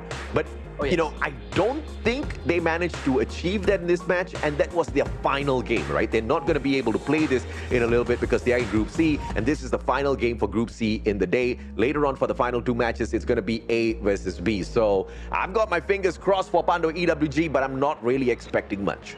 Yeah, and honestly, with their face hanging in the balance, teams just need to do the bare minimum to keep Pando EWG out of the top 12. And it's definitely a bit heartbreaking because it's a team that, didn't really have much changes in terms of roster, right? This is almost exactly the same roster that they came into from Season 4. And you compare the performance, you can say that maybe they got outclassed, maybe, they fell behind. But to not make it in this fashion, it's going to be a bit heartbreaking. I mean, you could say the exact same thing for Toda as well, but at least Toda is making it through to the grand finals with the way they have been performing. It's not the best of performance from them, but at the same time, it's not a little miserable down at the bottom 6. So hopefully we can find a little bit more of a gameplay from Pando EWG in the near future. Cobra picks up the MVP title of this matchup with 5 eliminations from his side. And let's see exactly how his stats look. The one and only Cobra. 5 eliminations from 1,813 damage. 54% on target shots. He has got that trigger discipline. Oh yeah, and also, Cobra, yesterday we didn't get to see him. It was Zeus who took the spot. And Expand performed pretty decent. But when you bring Cobra in, you pointed out many, many times, AJ, that in CQC, when Cobra is around, you have to put respect to his name. This guy, one of the most ferocious CQC players that we've ever had. The very first major, Baby Argon, Cobra was just running everyone down. Doesn't need medkits, right? Because you can't hit him. He's just that good as a player, and he still has the chops. And it's the classic combo of Cobra and Axel that makes me just so excited to watch some of their gameplay, right? Because you see this rusher going out there to slay, and Axel, the sniper, just well hidden away, just taking pot shots after pot shots against all of their opponents. And it's just so beautiful to see that combination play out in terms of elimination points at the end. But of course, your team MVP is the one and only JPTNC, who decides to finally show up once again for a total of 22 points through the 10 eliminations as well as the Booyah. And JPTNC, this is their second major, at least as an organization, if I remember correctly. So you do have some members who were already there last time. You have Yazid, you have Asta. These guys Dino also was there. I think Ryu as well. JPTNC, the fact that they are going to make it into that grand finals is already a big level up considering last time they were here. They finished 16th in the group stage. They didn't even come close to qualifying. So big upgrade for the roster in general. At the end of the final 2 matches, we will know exactly who are the teams who will be making it through to the grand finals. JPTNC, there is no question if or not they are going to make it. They will make it because, yes, this is them waking up after quite a number of matches of not showing up, but the amount of effort put in by this team in the first 2 weeks has bolstered them more than enough to hang with the best. In fact, they are at the upper half of the overall leaderboard. JPTNC once again 22 points, expand right behind them with a massive 20. So that is a 30-point lead over AV Radicals that they hold on to right now, which is going to be quite exciting as we kick off the final 2 matches a little bit later on. Pando EWG picks up 16. They needed 21 points to reach up to the top 12, which means Pando EWG, one of the invited squads, do not make it through to the grand finals. And that's just a testament to the quality of the teams that we have in the MCPS Majors Season 5. Yeah, and Udo Access, their fate also hangs in the balance. But the difference between them and Pando EWG is that they have 2 more rounds to change that. They are still in control of their destiny, and Freedom MY can look to stop it. TFC Esports, they got a big 0 this round, so there is a good chance that TFC's efforts from yesterday would not matter as much if they don't make it. I think the attention is definitely going to be in the fight for 12th place, because at this point of time, whoever gets first, not too big of a deal, but whoever qualifies is going to be very, very crucial, especially when you have Udo Access fighting for tournament life. I absolutely agree with you, man. I mean, Udo Access just hanging in the balance here. They pick up 8 points, and that's not enough to take the 12th spot away from Freedom MY. Oops, looks like I leaked out a little bit of stats for you guys because we're not supposed to be announcing that just yet. But, I kind of think that it's not enough just yet from Udo Access. We still need for them to really step it up there on the battlefield. Here's the bright side. Udo Access do still play the final 2 matches as it is Groups A growing up against Group B. So that's absolutely fine and dandy. JPTNC, they stay alive. Geek Slate, they stay alive. Quick Reactions and Toda, all of these teams are all fine. But it's going to be the fight for the top 12 that you guys have no information on. I should be able to figure it out. Yeah, we have the info, but we are not allowed to say it, because if we do, you might not see us in the finals. I think that's it. I'll say it because it's all about calculations. If you are good in mathematics, you can figure it out, right? You don't need us to tell you. I failed. Don't worry, I almost failed. No way. I do not want to be, making racial statements, but all the Chinese people I know have just gotten straight A's all the time, and the best subject for them is mathematics. You cannot pull a fast one on me, Husky. I know you got an A. You got an A+ on Ad Maths. Ad Maths? Well, I got an A. I got B-, honestly. You see? I failed, bro. I got a G. You have to understand, whatever I did with additional mathematics is completely different with what everyone else did. People go for differentiation, whatever, functions and all, statistics. I spent a good 2 months practicing how to draw graphs just so I could pass my Ad Maths. I took a different route, okay? I did it the smart way. You guys took different routes like differentiation, drawing graphs. I took a totally different route. I just didn't attend the exam. I knew how it's going to go. I wish I could, but I couldn't. Your mom's a teacher. I know. Yeah, my mom teaches in the same school I study, and so not showing up was never an option. My hands are tied, AJ. I was sneak away. I was forced to score. But if you ask me to do maths right now, I can't do it. I got into a last time during the World Series, I got into an argument with my girlfriend because I couldn't do simple maths. Okay, so I failed mathematics at the most basic level. Sem9, Farang, Expand, JPTNC. All 4 Malaysian squads picking up the booyahs from the day. But as we head on into the final 2 matches, there is still a huge possibility for Philippines to step it up, because guess who's back in the park? It's gonna be the one and only AB Radicals on the hunt, looking for their #1 spot. We hop on into Bermuda first, and then a absolutely random matchup. We do not get to see Group C, which means Expand, Farang, Quick Reaction, Geek Slate, Pando, EWG, as well as Nova. They will not be in participation for the final 2 matches. Yeah, and the most important part for this final 2 rounds is that we are seeing, kind of having that deja vu moment. MCP Majors Season 4 finals, when we went into the last round, Expand was in the lead and AB Radicals was behind, and they caught up. Yeah. Seems like we're back in that state again, this time with lower stakes, just the group stage. But it really shows that these 2 teams have been extremely consistent even after almost a year.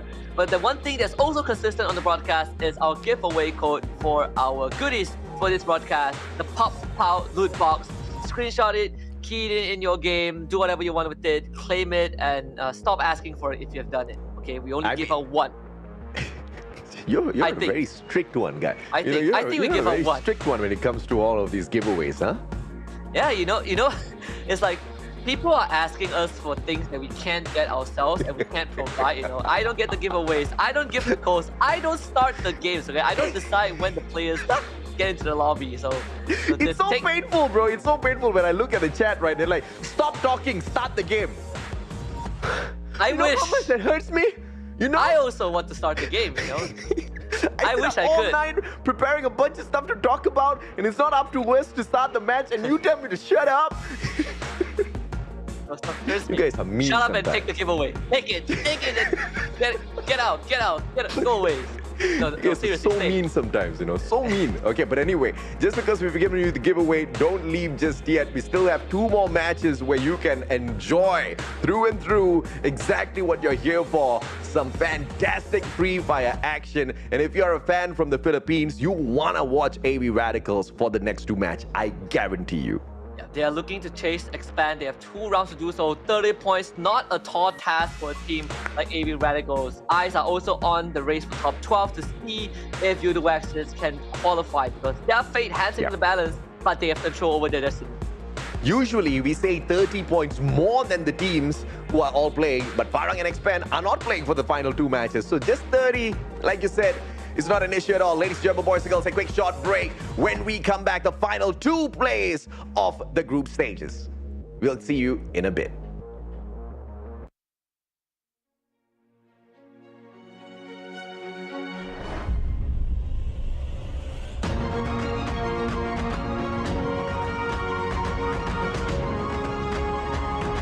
The Kings have returned. It's only the champions, Geek Fam. Who managed to bag it all the way through that Blacklist International. Players of AB Radicals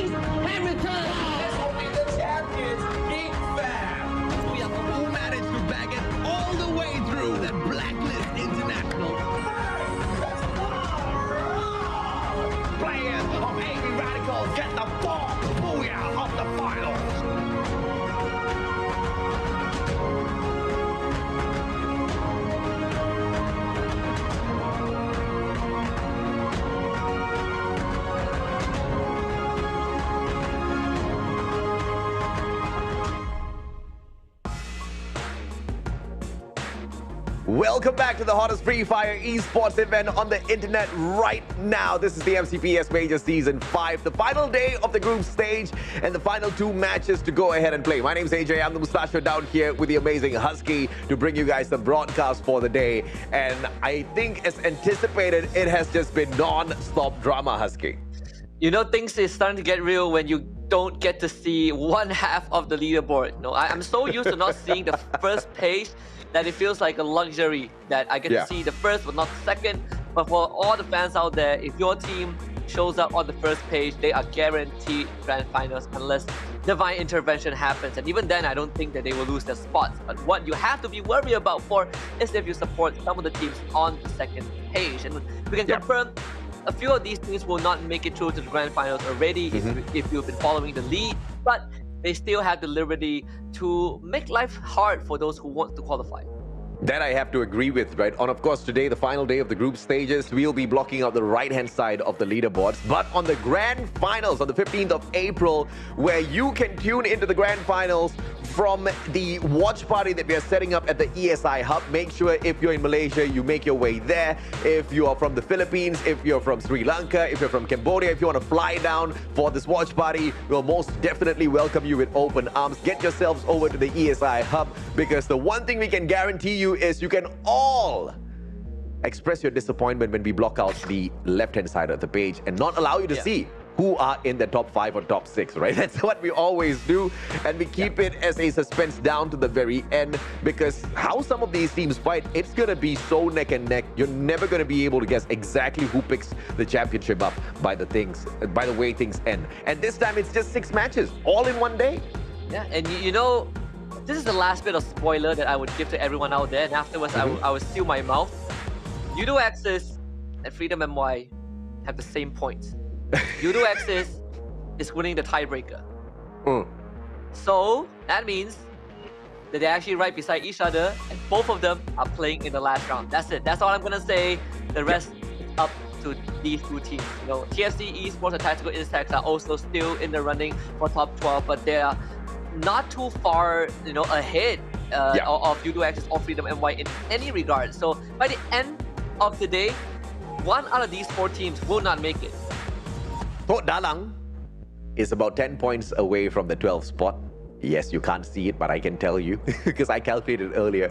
10 points away from the 12th spot is not that impossible to catch up with, and we've seen a little bit of performance from Thot Dalang in here today as well. And we don't need breakout performances, we just need average performance from Thot Dalang in this next 2 matches.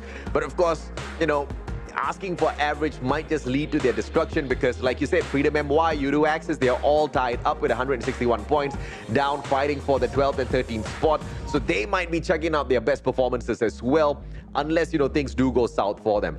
But the one thing we can guarantee you is this drama will go ahead to continue. In the meantime, why don't you pick up this loot for yourself? We've got the Pop-Pow loot box available for everyone. If you haven't redeemed it just yet, now's the chance for you to do exactly that.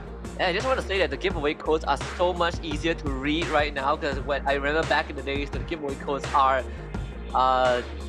very complicated. But right now, it's easier for you guys to key in. So there's no excuse if you miss it, right? So yeah, key this in, get the Pop-Pow loot box, share it with everyone who plays Free Fire. If they don't play Free Fire, share them the code anyways, get them into Free Fire, because we lost the title of the best mobile esports games last year, and I'm not happy with it. We need it back this year. Okay, we need it back this year. And with that being said, I'm going to do this very awkward segue into talking about Udo Axis. Yesterday, huge performance drop, only getting 19 points. And I know we were able to speak to the manager, and I think he also resonates what the team feels, right? A lot of pressure from yesterday's performance, but you know, he has prepared them for today. The plan is to play a bit more aggressive than usual, but also trying to maintain the balance. And so far, we've seen the aggressive part, but we haven't really seen the balance between yin and yang. They still are getting punished, and hopefully, you know, they are able to iron that out in the final 2 rounds. And I think Udo Axis is just going through that bit of pacing, just like what Sem9 had to deal with in Season 4 of the MCPS Majors. And, you know, it's just something that they have to put up with. You know, try their very best to get into the grand finals, hope for the best for themselves. But obviously, the kind of integral adjustments that needs to be made by Udo Axis. I don't think it's something that can be overcome within one day of gameplay. So making it into the grand finals, if they do happen to do it, then the gap that we have from today until the 15th of April is actually enough time for them to make those fixes. So they really have to try their very best to outperform all of the rest of the teams who are towards the bottom of the leaderboard. Now, if you look at the individual performances from these players within Udo Axis of the past, there's a huge potential for that to happen, but somehow the chemistry is just not checking out. Yeah, it's definitely a rough one, right? You can kind of compare them to JPTNC, where they had majority the same roster, but unfortunately, it just isn't clicking for them. And you know, Axis Esport, or you know, Axis known back then as Axis Esport, excuse me, they were the only team who brought in an import, right? RAF from Indonesia, and now they have gone all the way back to just having a full Malaysian roster. But overall, I think that, you know, they are still trying to find their groove as a team, and now making it to the finals is top priority.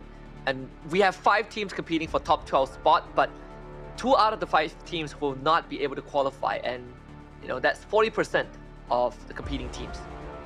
Ref was like getting into a relationship and thinking you're the happiest man in the world, only to realize 2 weeks later that you're not compatible for each other. Because the guy started off hot, you know. He was like the hottest player out there. And then literally in like week 2, week 3, he just fell off the map. He just wasn't playing at his best. In fact, he wasn't even playing mediocre. And it was a little painful to see how Axis Esports back then kind of just, you know, didn't really make the best of that situation. So it's good to see that they've turned away from that. Unfortunate that they had to. Raf individually is a great player. It's just that the chemistry didn't check out, and he himself couldn't really perform towards the very end. But this roster of Udo Axis just put together, I guess we can allow them to simmer in terms of chemistry for a little bit. I'm not going to be too hard on them. Hopefully we see them back in here for Season 6, and we see them rise up towards the top. Sem9, early start, and they want to continue popping off. And one of their biggest tasks this time around is to make sure AV Radicals doesn't get too radical so that Expand can hold on to that #1 spot. Honestly, I would fully agree with not being too harsh if you don't have 3 members who were previously from Blacklist International, right? I think that veterancy should be able to transfer if you have majority of your roster going into a new team, because the teams change, but the people remain the same. I think that's something that Udo Axis haven't been able to iron out, at least between the players, because most of them have played with each other for the longest of times. And, you know, there's an expectation for that to check out. Yeah. Again, 2 more rounds for them to prove themselves, and they have a very good chance to make it if they can just find that balance that, you know, the coach has prepped them for today. Sem9 losing a member, but he was revived. Tok Dalang in the meantime, getting their day ruined by PXG, not the team that you want to take you out. I mean, you asked for this, Husky. You asked for some of these teams who can't really make it through to ruin the day of others. And what better team to ruin than Tok Dalang themselves, who are 44 points ahead of PXG. But Tok Dalang needs 10 to catch up with the top 12. But if they can get disabled by PXG, I guess that'll be the biggest upset of this matchup in itself. But Tok Dalang's having none of that. They just storm the front and take PXG out instantaneously. And now PXG turning tails, running away from Tok Dalang as quickly as they can. Lovely stuff from Tok Dalang, just completely shutting down PXG. 3 eliminations so far. Even if they don't get the last one, it is completely fine. Again, for Tok Dalang, it's not about being hyper aggressive. It's about being able to get enough points to stall things out. And then squad going down, PXG gets eliminated. Tok Dalang retains the full squad. They get the revive. They get 4 points to kick things off. Perfect start. Great timing by Yun, but now they have to just bugger off because I saw AV Radicals right there behind them.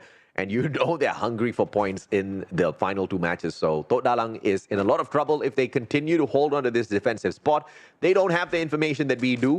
So let's see exactly how luck plays against them. And as I say that, AV Radicals already popping off against them. That is the warning sign. Get the hell out of there. AV Radicals not going to let this slide that easily. See Tok Dalang actually splitting out. Tachi might be given away. Namo is on his tails, and there's nothing much that Tok Dalang can do. Cutting their losses is the best course of action. And for AV Radicals, every single kill that they get is very valuable because they have 2 rounds to get 30 points to tie up with Expand, and they just need 31.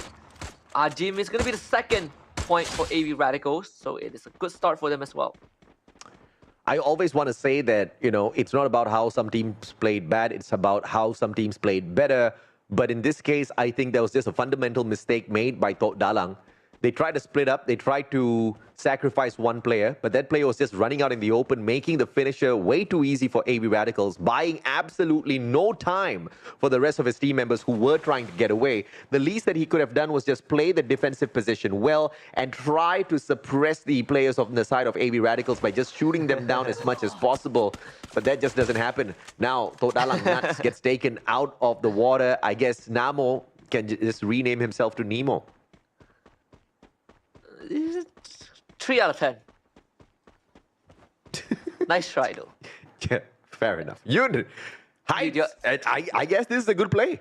Yeah, would have stuck the landing if they were actually fighting in the water. But yeah, I can deal with that. Namo is like reminds me of the kid, the child, the girl that kidnapped Nemo. More like that one. Don't remember her name.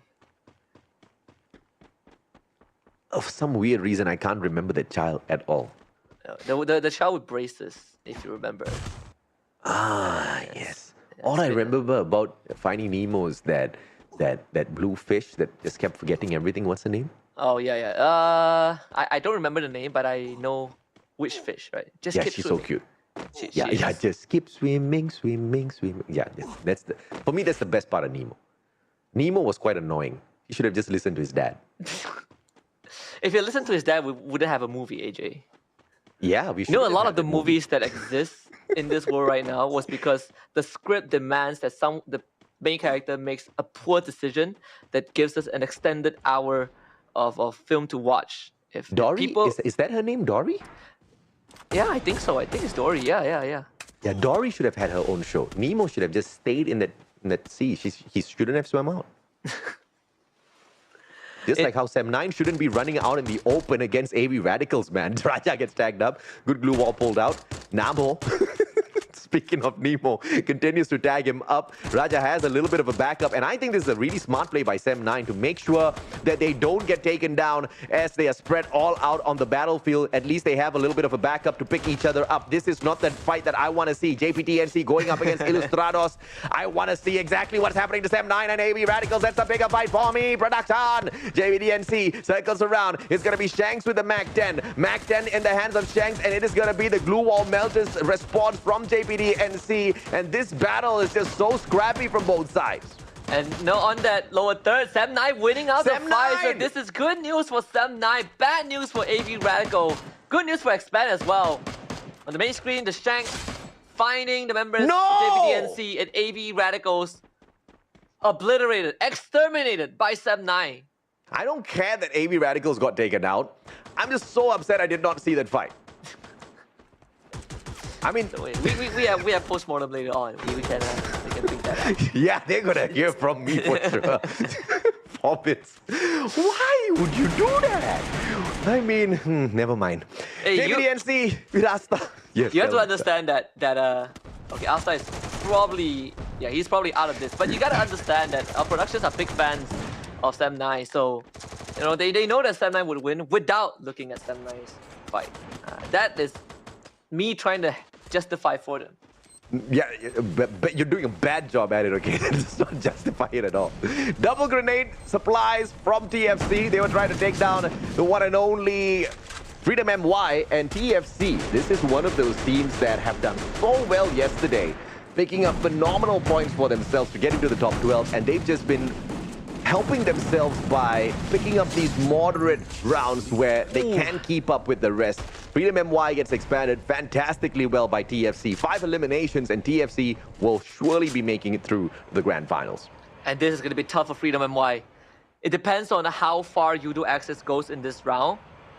And then Freedom MY will have to outclass them in the next round as well. So again, we started this round saying that they both are on the have the same points, and team Yudo Access was winning out the tiebreaker because I think they have more eliminations. But now with Freedom MY out so early on, Yudo Access gets to breathe a sigh of relief. now they can afford to, focus on getting those points and not be too worried about having Freedom MY on that tail.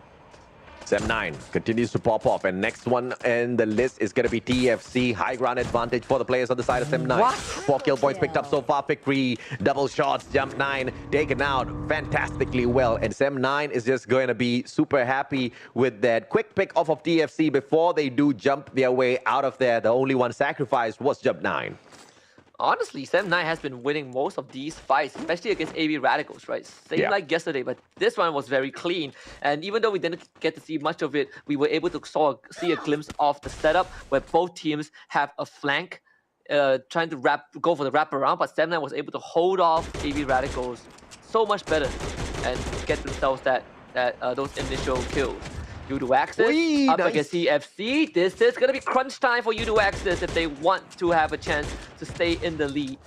Ashura back up on his feet. Good pickup coming through from U2 Axis, but they tickle the wrong hornet's nest here because TFC can sting right back. But Illustrados keeping TFC a little busy at the same time as they try to take out the players of U2 Axis. So this is that plus point for U2 Axis now. TFC shooting off into oblivion. I don't know exactly who those shots are aimed up against, but there's not going to be anyone there behind them. Illustrados backing away. They've got the vending machine play just to kind of buff up some of their armor, but Sem9 catching up with them real quickly. But a good drone sent out by the players of Illustrados. That gives them the extra bit of information early, and they quickly launch the attack against Sem9. And they hear a lot of the noise that Sem9 made with the vehicle. And TFC from behind takes down Mikasa. That is very, very crucial for TFC. Bad news for Sem9. Pincered by two teams. Fura trying to wrap around the corner. They want to overwhelm Raja. But Raja is not pushed over though. This guy has proven himself to be a one-man machine. And so far he is still hanging on. Sem9 trying to outpace Ilustrado Juegos. Not able to do much just yet, but Noki gets one, Victory gets the second, Raja finds the third, and suddenly the turnaround could be a reality. Ilustrado Juegos down to their last member. Victory gets ambushed from behind, reads the room wrong, and Raja once more has the daunting task of keeping Sem9 in the running, but he has the blue zone to deal with. Raja swings the corner, Bobby drops the glue wall, Raja dropping low, Sem9 all brought back by Raja. He brought all of them back.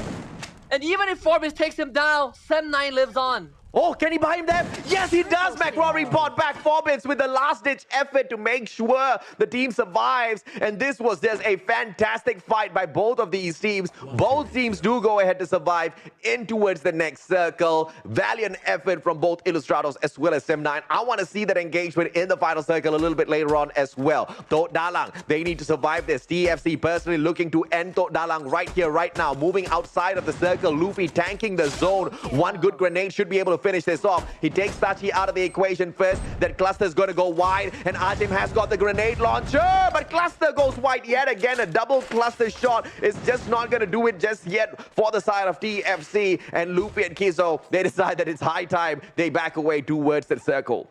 You don't want to use up half of your arsenal just to get that one kill. It's just not really worth it. So it's fine that they back off. TFC ends up losing one member. Ashura picking him off. Oh, rematch. It's potential rematch. And Sem9, this time they're outnumbered. And they also have to be careful because U2 Axis and Toda can't hear this happening. They have control of the circle, at least for Toda. And Sem9, they're teetering on the edge. Tactical Intex finally showing up. MAB Esports also with a full squad left alive, playing a very slow game. I want to see, come on, Rakshan.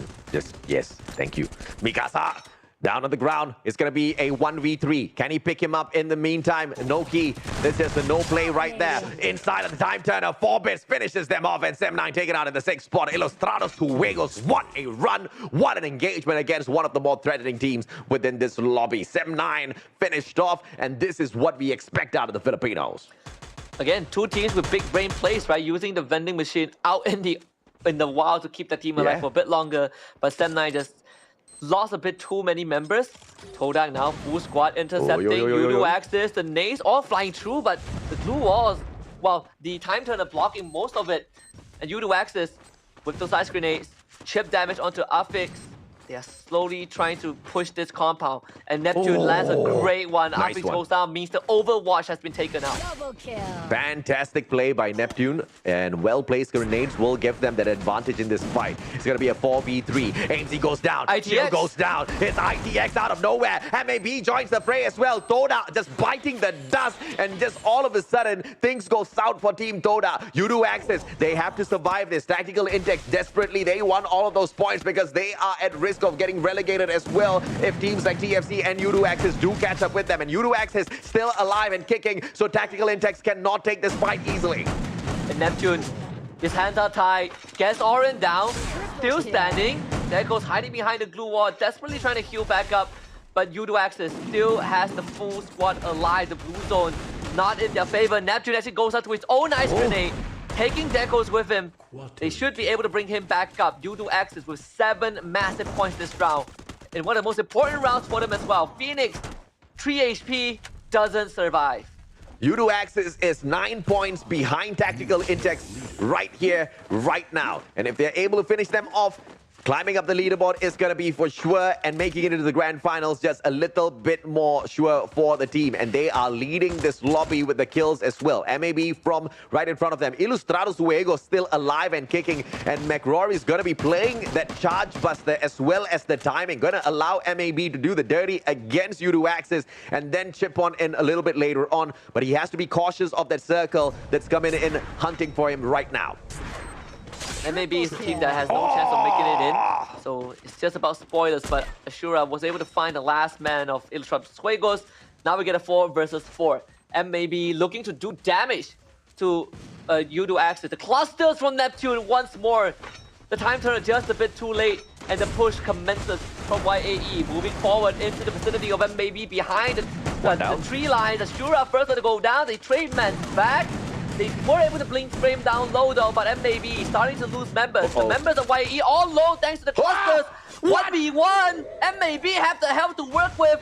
Sham looking for the final member of Yudu Axis, but he cannot find him. Members are brought back up. Sham still having the health advantage. It's going to be a 2 versus 1. MAB, cluster grenades thrown right out. YAE still survives. Still survives, and Sham now circling around. Ashura and Neptune very smartly tops their health right back up. Brings Flame back on the speed as well. 1v3, that's a no-go for MAB. Well played round by Yudu Axis, and they survive and they climb up the leaderboard for sure. And Tactical Intex taken out a little prematurely earlier on means that Yudu Axis puts themselves in a fantastic position to make their way through to the grand finals. But it's not over just yet. We still have one random map to play. Yudu Axis have found themselves a lifeline to avoid elimination and to put a separate team in the hot seat. TFC Esports and Tactical Intex are going to take Yudu's Axis spot to take on Freedom FY and potentially face elimination. So this is what Yudu Axis needed, and they've gotten it. And a sigh of relief if you are a Yudu Axis player. You can see that Booyah meant so much to them. It was a, I mean, I've just got one question for these teams, right? These teams that are really putting on the hustle. Teams like MAB Esports, team like Yudu Axis. Like, this is clear proof that you can do it. This is clear proof that you can get to the final circle. This is clear proof that you can take the fights against some big teams and really walk away the winner. But the question is, where was this hustle from the very start of the league? Do you really need to wait for that last minute? Do you really want to play this like typical Malaysians? I hope that's not the case, because It's seeming to be the case. I mean, no teams have won playing like this. To be fair to Yudu Axis, you know, all the other teams competing are basically in the league of their own, right? It has been pretty tough for Yudu Axis to face off against the teams like, you know, Sem9, teams like Expand. It is a very tough uphill climb, but you know, they can breathe easy knowing that they have been in the red zone for the longest of time, and in the final moments they were able to break out of it, and not just break out of it, but give themselves a cushion to fall back to avoid elimination. And I think this climb up the leaderboard is going to put Yudu Axis in a really good position overall to make their way into the grand finals because it was a solid number of points picked up. I believe at a minimum of 20 points from this match, and compare it to how they have been struggling all this while, I think that's going to do them just fine. Freedom MY, TFC Esports, Tactical Intex, they haven't really shown us that they are capable of getting into the final circle and also picking up that booyah. And then, as a matter of fact, this is the very first booyah for U2 Axis. When push came to shove, when they were almost relegated, they show us that they can pick up a booyah. And I think that's just a little unacceptable because this is a combination of two big brands. This is a combination of two big brands, and you've got so many big names in there. And it just shows a lack of effort from the very start from players who are more than capable of getting the deed done. I mean, when their backs are against the wall, they pull off, I would say, almost a miracle. So this is great for U2 Axis. But if you are an AB Radicals fans, well, they have one more round to try and catch up to Expand, because that round didn't work out for them. So the big gap is still there between AB Radicals and Expand, and they need a monstrous round, just like what Expand did, to even have a chance to reclaim first spot. Yeah, then if you guys are curious as to what actually happened there, Sem9 happened there, right? Sem9 just came out of absolutely nowhere, and as predicted, as anticipated, Sem9 was going to be the one that ruins the chances of AB Radicals. Like I said, the enemy of my enemy is my best friend, and at that point, they were just best friends with Expand, helping their brothers out from Malaysia to make sure the Filipinos don't catch up as easily to the #1 spot. But it's not going to go down to just that. I mean, at the end of the day, these teams are all going to meet each other at the grand finals. And at that point, it's every team for their own out there on the battlefield. And Sem9 gearing up to handle these type of gunfights towards the end of the league stage just makes me so excited for what we can anticipate later on the 15th of April, Husky. I think this is a very good setup, right? We have mostly seen the hierarchy of teams and how it's going to potentially go down in the grand finals. But at the same time, we are also not discrediting the teams who have been struggling a lot more. I think they would still have a role to play in that grand finals. And we have all these tier 3 factors that can affect the standings of even the best teams. And when we play 6 rounds and it all comes down to one day, that's where these players will have to be at their best. This is where we test how they adapt to situations, how they play all the maps to the best of their capabilities.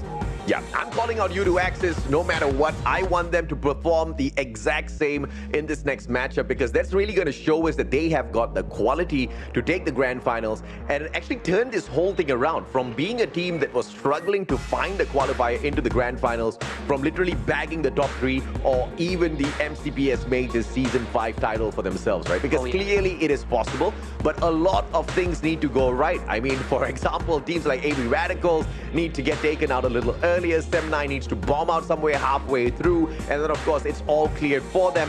But as far as taking the gunfight against some of these other teams goes, clearly U2 Axis can get the job done. Clearly those rotations are not much of an issue when they really put their minds to it, but it has to be a bunch of boxes ticked off first, and hopefully things do go their way in this next matchup, because that little bit of confidence boost before we head on into the grand finals, it can do wonders for you. But it's going to be lying to the balance of what map do we go to? It's all random at the end of the day. And I think the best part about Season 5 was also, you look back at the past 4 seasons, 3 of them were won by big prestigious organizations, right? Geekfam got Season 1, like International got Season 2, I believe Farang got Season 3, and AB Radicals was the first team that, in terms of name, not as big as those previous organizations to win a major. And this is why I think coming into Season 5... First Filipino team ever. Exactly, and this is why coming into Season 5, it feels like a full reset, right, on how we look at the major and how we look at the teams competing, because AB Radicals have basically broken the norm. They have defied the stereotypes and did everything that we didn't expect the region to be able to accomplish. Right now, coming into this, I think we are in a very, very good spot to just look at competitive Free Fire and be like, this is a fresh start for everyone. It's the kind of start that some of these teams can relish in. Some of these teams will be absolutely pained by, because a fresh new start doesn't necessarily mean the best for some of them out there, right? Teams like TFC Esports, Tactical Intex, who have been here for the longest of time, Team Toda, a fresh new start means that the rest can potentially overtake them, and that's exactly what has happened in the overall leaderboards from the last time we took a peek at that. But let's take a look at the player MVP, the one and only Ilustrados Juegos, 4 bits with the 5 eliminations. Okay, we're gonna give it to Neptune with 5 eliminations and 1,793 damage, 25% on target shots. This was a decent round from him. Well, you'll be happy to know that he also has the same amount of eliminations, and this is the first Booyah for Judo Access. So Neptune, again, been wanting to see him on the Hall of Fame for a long time. When this guy first joined Access Esports in the last season, he was a force of nature on his own. This guy was unstoppable, one of the best clutch players that we have seen, and finally to see him pull out something like this in the final lap of the group stage is something that I feel like was a long time coming. I have always been a huge fan of Neptune. It's just that this season, he's just playing a little bit off form. But, the lineup of Titans within Judo Access, we still believe in their capability. We still know what they are capable of doing when they really put their minds and hearts to it. 13 eliminations for a total of 25 points as they bag the Booyah. Judo Access is back, baby. No, they definitely are. And again, it's a roster that has a lot of prominent names in it, right? 3 of them played in Blacklist International in the previous season. So there's very little excuse to say that these players are fresh, they're inexperienced, because they have been on one of the biggest teams before, and they're all veterans. And of course, it took them a long time to find a chemistry, but better late than never. Let's see if or not we will be able to spot out a couple of extra flashy plays from this squad yet again in the final game, as we excitedly await the information as to which random map we will be playing on. Judo Access managing to pull away this Booyah at Bermuda is not very surprising, because it has been one of the maps where they have been doing decently well on. And if we are able to bring them into a map, for example, like Alpine, then I think they do stand a decent chance, but it might get a little bit more complicated. If we get brought back randomly into Bermuda yet again, the possibility of Judo Access pulling this back-to-back Booyah is going to be super high. But it's so lovely to see the teams that are not really picking up those top 3 spots usually step it up, especially MAB Esports. Oh yes, and 25 points for Judo Access. They have pulled ahead by so much in this round. Basically, I would even argue that they just need a mediocre round to close out the day, and they would still have the immunity of the towards elimination. They are very safe. Let's see exactly what they will be able to do a little bit later on. TFC Esports picks up 11 on the 5th spot. SM9 kind of ended the run a little early with the 13 in the 4th place. Tactical Intex doing well, picking up 8 points for themselves, just making the catch-up for Judo Access a little bit tougher, but it is the inevitable Judo Access. That was their truly breakout run that they had for themselves. Toda picking up 8 puts them in quite a questionable position, but Tactical Intex was quite far away from them a little bit earlier on, so nothing much for them to worry about just yet, but they have to worry about how their performance is going to be for the grand finals. If they're not going to be able to perform decently against some of the weaker teams that we still do have in rotation of these groups, the grand final is going to be so much more difficult. Expand still holding on to the #1 spot with Sem9 to thank for eliminating AB Radical super early in the previous match. I just noticed something, AJ. I just realized how we are prevented from leaking the points for the second page, and precautions have been taken, because I was looking at the numbers and I realized that only the first page was updated on the leaderboard. The 10 to 18 place was purposefully not updated just so we won't accidentally leak numbers. So production, you guys win this time. Not like I would leak it, but it's a fight between production and Mustachio right now. Whether or not my mathematical prowess, which I have none of. Oh, I know the numbers, but I know the numbers. Me deal with production. I did the quick math, I can still say it, but I don't want, I respect the effort to stop it. So I would not say it. See, the element of surprise is not just for the audience. The element of surprise is for us casters as well. So if we are able to deter the element of surprise. It just shows that production just needs to throw the element of blocking out information a little bit better, right? So they have to step it up. We have to force them to step it up, just like how the teams force each other to step it up on the battlefield. It's a decent fight, you know, teams against teams, casters versus production. Production always wins, though. That's always They'll the just mute my mic. Yeah, they would mute your mic. You know, they would just stop showing the scoreboard at the end of this one. At the end of the day, and we would never win. We would never win. But my mathematics tells me that Udo Axis is in a very, very safe spot. Yes. But for those who didn't get to see what scores they have, well, now you have a good suspense to work with, because I think that despite the top 12 is still very, very tight. Just that Udo Axis have gone out of the red zone. And for you guys right here, we have just completed our second last round, which means that this giveaway code might be the last one you would ever see for the day for the Pop-Pow loot box. So remember to save it and key in and redeem your goodies. I am just super nervous to see who's not going to be making it through, because Freedom MY still plays in Group B, and I think this just became an arduous task for them. And MAB Esports, no matter how well they do in the final round, they did decently in the previous one. I think it's just a little bit too much out of their hands. You know, the hustle is coming in a little bit last minute, and the exact same thoughts that I had for Udo Axis, I have for MAB Esports as well. A very capable team. They could have done better. They clearly showed that they can get into that final circle. And, you know, just, yes, a couple of things needs to go right, but they are a team that made the better decisions this time around in the previous matchup. I hope to see the exact same for them in this final game of the group stage, because if they can't get it, they might as well just ruin someone else's chance from getting it. Honestly, if MAB can wipe the whole lobby, then they will make it to top 12. It's a tall task. It was an impossible task at this point. Yes, whole lobby. Oh yeah, whole lobby. I think they need like, what, 40 points or something. Nextera? There it is. There it is. Our wish has been granted. One day later, but we get Nextera anyways. I wanted Bermuda for Udo Axis just to see if they can bring in a little bit of consistency here. But Nextera is going to be a little bit of an exciting map for AV Radicals to play, because in comparison for all of the other teams in performance at Nextera, apart from Farang, AV Radicals are the leaders of the points picking as it comes to Nextera. So I think this is going to be a possibility. But guess who else performs well here? The one and only Sem9. So yet another exciting fight between the two Titans first.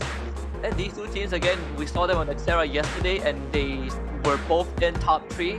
I believe that Sem9 placed second, and AV Radicals placed third. First place was taken. A quick reaction, if I remember correctly.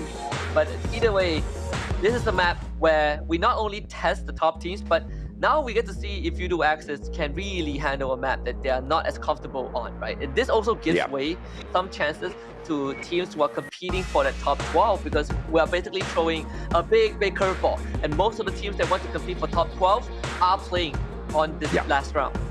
Udo Axis is not terrible on Nextera, but at the same time, they're not the best team, of course.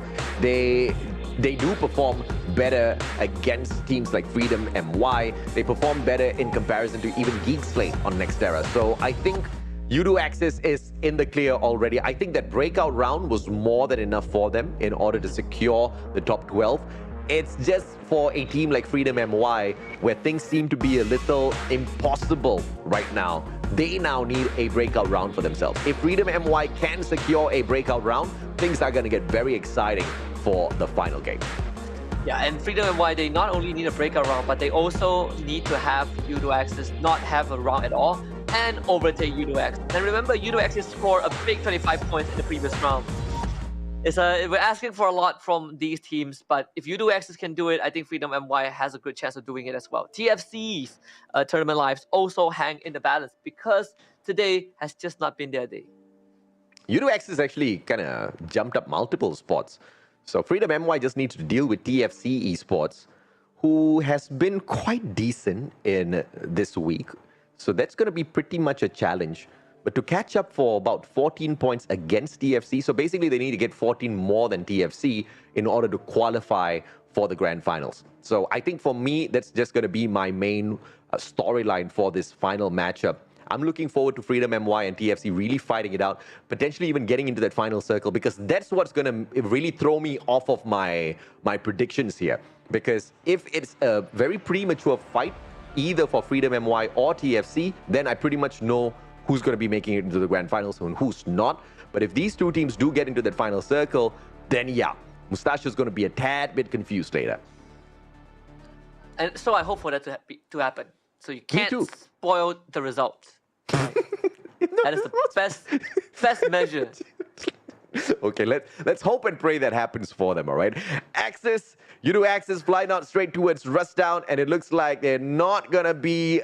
No, they are going to be accompanied because Tok Dalang want the exact same spot. Tok Dalang wants to chase them down, hunt them down, and see if or not they can sneak away a couple of points. Let's see how U2 Axis deals with Tok Dalang, who are also desperately trying to look for the top 12 spots.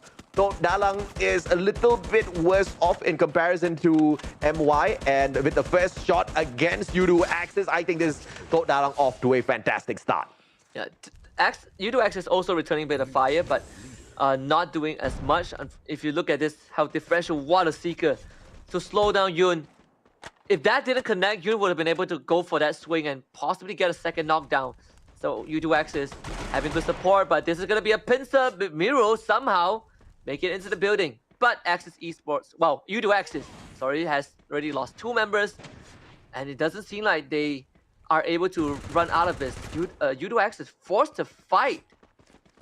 Jang. TFC Esports getting taken down as well at the same time in the hands of MAB. MAB really looking to ruin the chances of TFC. Look, exactly what I was looking for might just happen here, because if Tok Dalang actually takes down U2 Axis, then all of what U2 Axis played for earlier will be undone. Because Freedom MY as well as Tok Dalang stands a strong chance. And bye-bye U2 Axis, says Tok Dalang. I'm loving this. MAB, they're trying to take out TFC. TFC shuts them right back down with one final player to go. It's a 1v3. TFC, if they continue to chase them and get that kill as well, they'll continue to stay safe.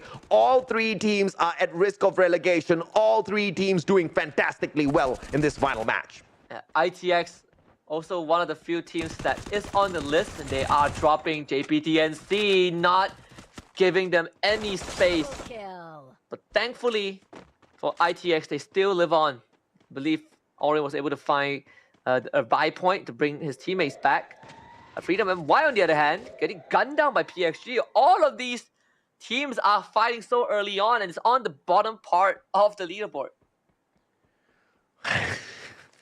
This is the kind of spice I like. I mean, I'm Indian. I like my spicy food, but I love my spicy games a little bit more. Doesn't give me tummy aches sometimes. Sometimes. Yeah. I have a complaint, AJ. I went Tell to me. Banana Leaf Rice. Yes. They didn't have the one thing I asked for. What is it? I asked for slap? pasabom. No. You asked for what? Is it goat's milk pasabom? Is that how they call it? Pasabom. No idea what Unless in I'm the pronouncing world. it wrongly, but I know it's like goat's milk. But I know they didn't- pasembur, but pasembur is like rojak, but no fruits in it. You're not talking about pasembur, right? No. I was talking about beverage. Oh, pasumpal, bro. Pasumpal is not Pasumpal. goat's milk. Pasumpal is cow's milk. Oh, fresh cow's milk. Okay, Yes. okay. So I pronounced it wrongly. You That went to the wrong banana leaf So restaurant. that That's the problem. explains why they say they don't have it, because I wasn't even saying the right thing. That's the problem. The next that time one- you want to look for a banana leaf restaurant, you got to get yourself towards Brickfields. You got to look, sorry, not Brickfields. I forgot where this place is, but it's called Vishal's. One of the best banana leaf restaurants, bro. Okay, the next time, I'll take you there. Sure. I went to the Brickfields one. I went to Bangsa one.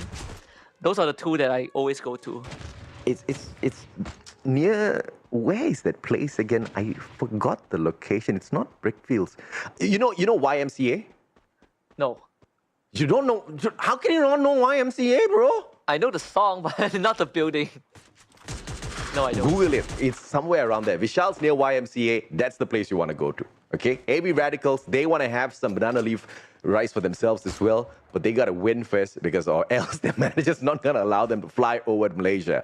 Freedom MY, they're trying to get into the top 12, but AB Radicals are personally putting an end to their run. Raja finds JPDNC. That is the lesser risky gameplay because both those teams are going to be making it into the top 12. Let's see exactly how AB Radicals catches up because earlier on, Sem9 just absolutely ruined their chance of catching up to the #1 spot, but they still have a chance. They need 28 points to get to first place, and get a bigger share of that prize pool.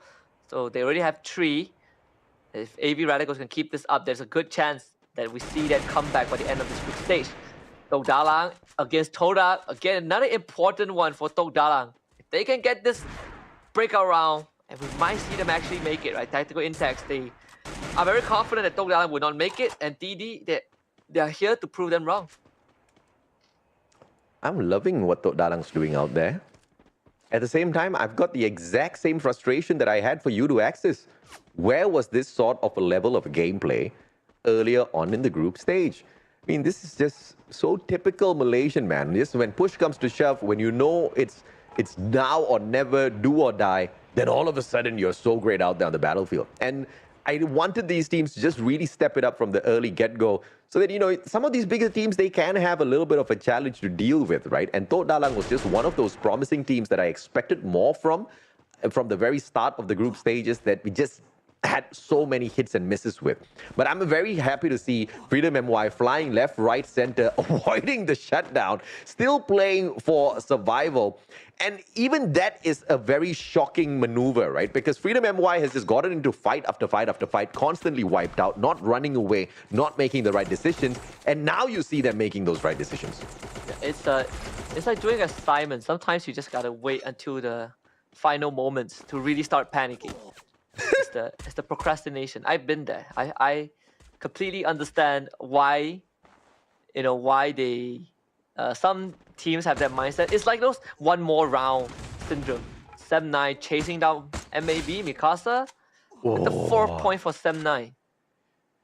It looks like MAB is not going to be popping up anytime soon. The revival platform has been abused already, so we don't know who used that. It looks like it was MAB, and Tok Dalang out of nowhere. Headshot from close range, and Yun gets that beautiful one, and will be able to take down Mans out of the equation as well. Sham slowly approaching him. That MSMC can do a lot of damage. Yun has got the double barrel on the other hand. The shotgun can deal with that gun. Cluster out of nowhere. Ilustrados trying to take on their brothers from the Philippines. It's their one and only AB Radicals going up against them. It is the gunfights that will sort this out at the end. Barba closing down the distance against Rusty. As he turns the corner, he won't be able to find him, but the barricade of glue wall saves him just for the time Fura, being. what? Kaito down on the ground, Fura out of nowhere, and AB Radicals on the defense. And Fura, he's got an early time turner just so he could duck in and out. Barba, though, doing a lot of work. 1 versus 2. Namo goes down. Barba still very, very healthy, cleaning up the rest of Ilustrados Juegos. But, there might be a chance. McRory, can you overcome Barba? We've seen this before. Barba trying to get his teammates back out. Raymond coming to support him. McRory out in the open. Barba still alive. McRory gets the finisher. But Barba and Ray Miao keeps AB Radicals in the game. McRory almost got it done, but it looks like their brothers from the Philippines themselves nerfed AB Radicals a tad bit, and it looks like it is up to Sem9 to finish them off. JPDMC out of the equation. That revival platform still being held onto by a player. Not so sure exactly who that is. Sem9 Fikri circling on in, looking for Freedom MY. Will be able to find the player. Can he snipe him out of the vehicle? Takes the first shot, second shot as well. Vehicle on fire now. Freedom MY out of the equation as Mikasa takes that beautiful shot. Down to 6 teams. AB Radicals still in the game. The chance to get to first place is now more and more possible for AB Radicals. It really comes down to whether they can get the booyah or not, because they have already gotten a pretty big amount of kills. Sem9 24 players left. It's only 9 minutes in. We have 24 players left. It's very, very AB fast Radicals round. on fire because they are literally on fire. They won that #1 spot. Like you mentioned earlier, right? They need 28 points to catch up, 29 points to overtake Expand for the #1 spot, 29 points from this lobby for a team like AV Radicals is not impossible. They need 28 to overtake, 27 to catch up. Really? Yeah. I think if they get 27... Oh, yes. Correct. I think in a tiebreaker situation, I think Sem9 would win. If we look at eliminations, I believe that there's a high chance Sem9 still wins the tiebreaker. So 28 points is what AV Radicals needs to aim for. And they're going to have to go through TFC. They started off at 8 already, soon to be 9. The player bleeding out in the open. TFC is no way whatsoever to pick him right back up. Ramiel claims the 9th point for himself. And a beautiful spray. AV Radicals barricades themselves up. And Barba with the right-hand side flank. Jump 9 down on the ground. Beautiful headshot. Continues to put on that pressure. It's going to be the Woodpecker in the hand. So all of that armor is not going to be able to stand up against that at all. It's going to be the Campfire that tops their health right back up. Undone by Barba. Double barrel in hand. Has to force that glue wall. Double glue wall, as a matter of fact, to come out. And all of the ice grenades just piled on upon him, forcing him off of his position. This is just a back and forth, and TFC doesn't want to let this go just yet.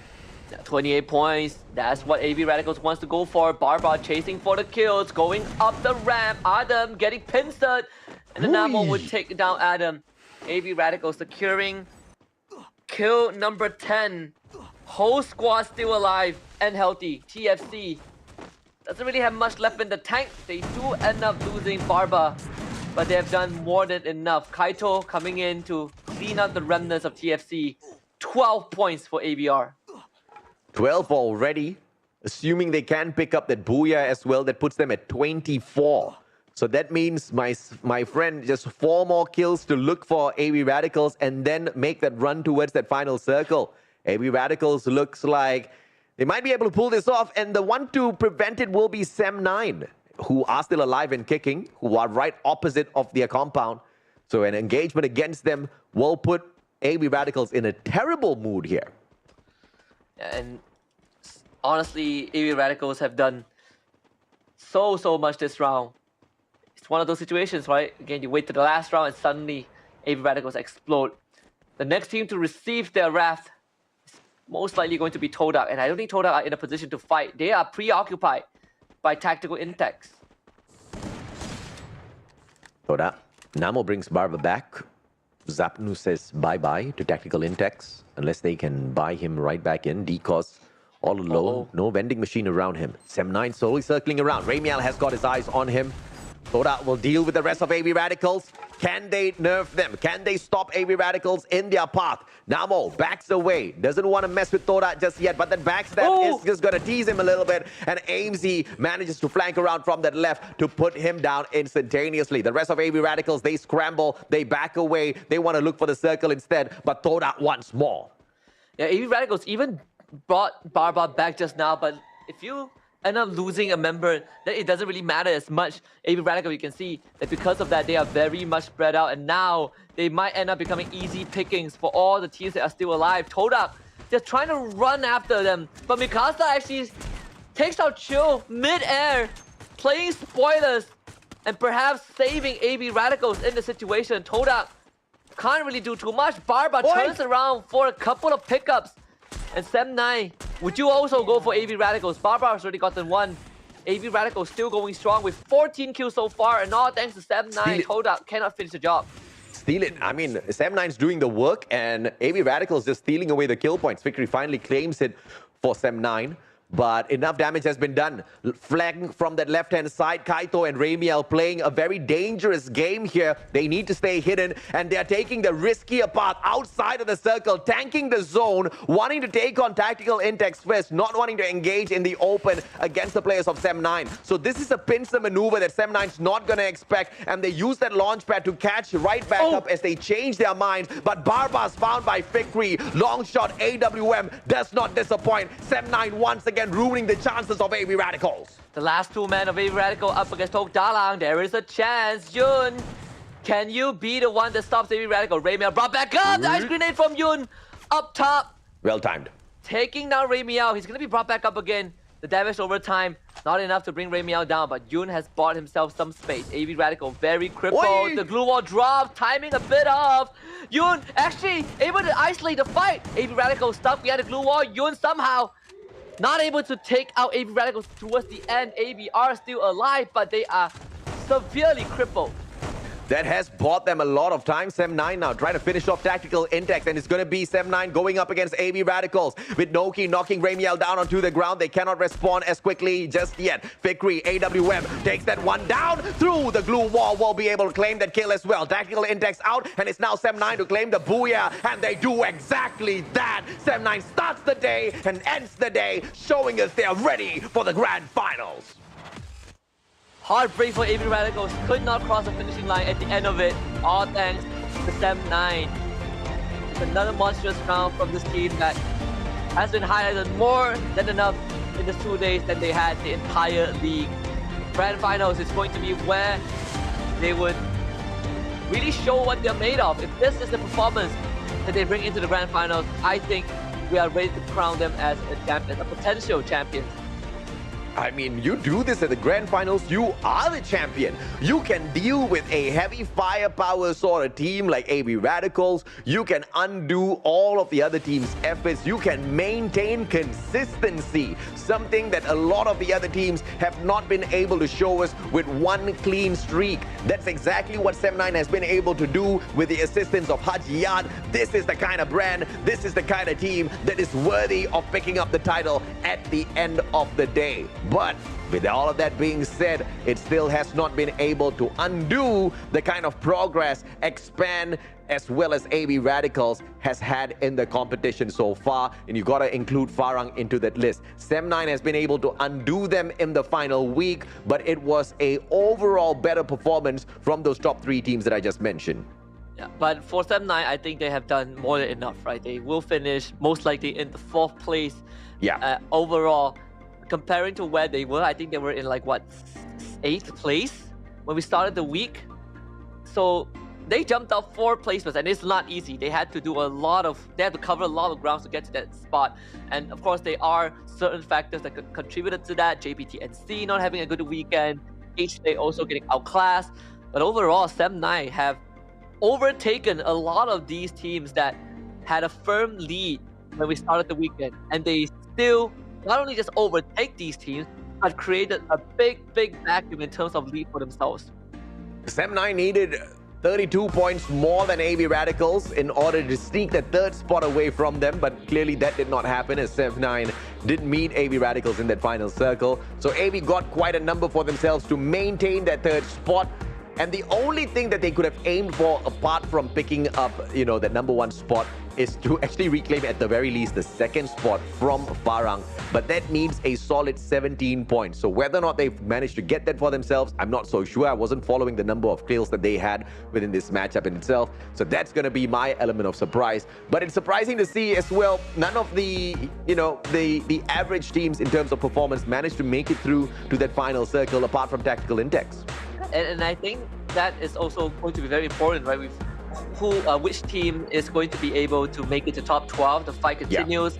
Yeah. I'm looking at my second monitor. The scores are being updated, but again, they are not touching the second page because they don't want to spoil it. But I do hope that AB Radicals have done enough, because I think they need 17 points to overtake Farang. And in that game itself, they've gotten definitely double-digit kills. So overtaking Farang is definitely a big possibility. Sem9, like you mentioned, they are going to be in 4th place by the end of this. Overall, the top 4 teams are incredibly solid. They are leaps and miles ahead of their other competitors. They are the only 4 teams that have cracked the 300-point mark. And it is beautiful to see exactly how they managed to fashion that, right? Sem9 pretty much with the final week run. The other 3 teams, Farang, Expand, as well as AB Radicals, it has been a consistent effort from week number 1.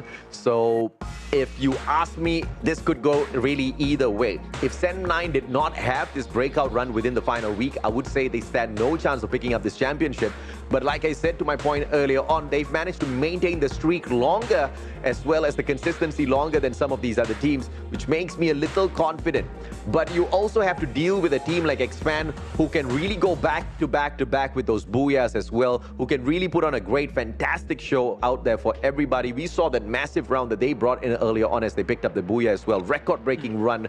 I mean, 10 kills out of Axel alone. That kind of seals the deal as to what Expand can do when they themselves get serious serious. So I think this all just points us to one direction. It's going to be a fantastic grand finals on the 15th. And if you're going to be lucky enough to make your way over to the watch party, I think you're going to be in one hell of a day in terms of just losing your voice. As it is, most of you guys are fasting right now, so just be on the lookout for that, okay? It's going to be one hell of a day of fun.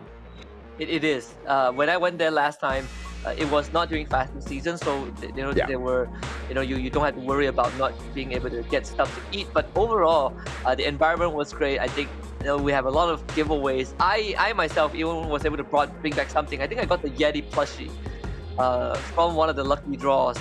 So it was great. I spent the afternoon there. I watched this player against player. I believe it's like 2v2 custom mode. It was just very light-hearted fun and games, while also being able to enjoy the best Free Fire actions out there.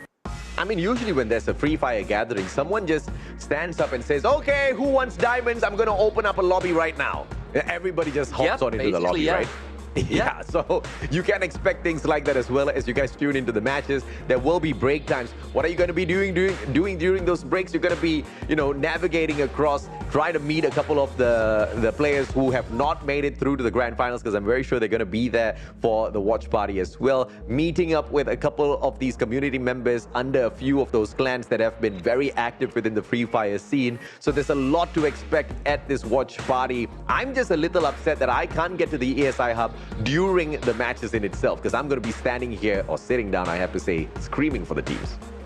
How I wish they actually broadcasted that. No, I'm just kidding. There's a lot that needs to be done. Overall, I mean, we will still be there after the finals. The only thing I hope for is that the traffic isn't bad. Though I know it's going to be horrible from where I am. From where I am to get to the ESI hub, it's going to take a while.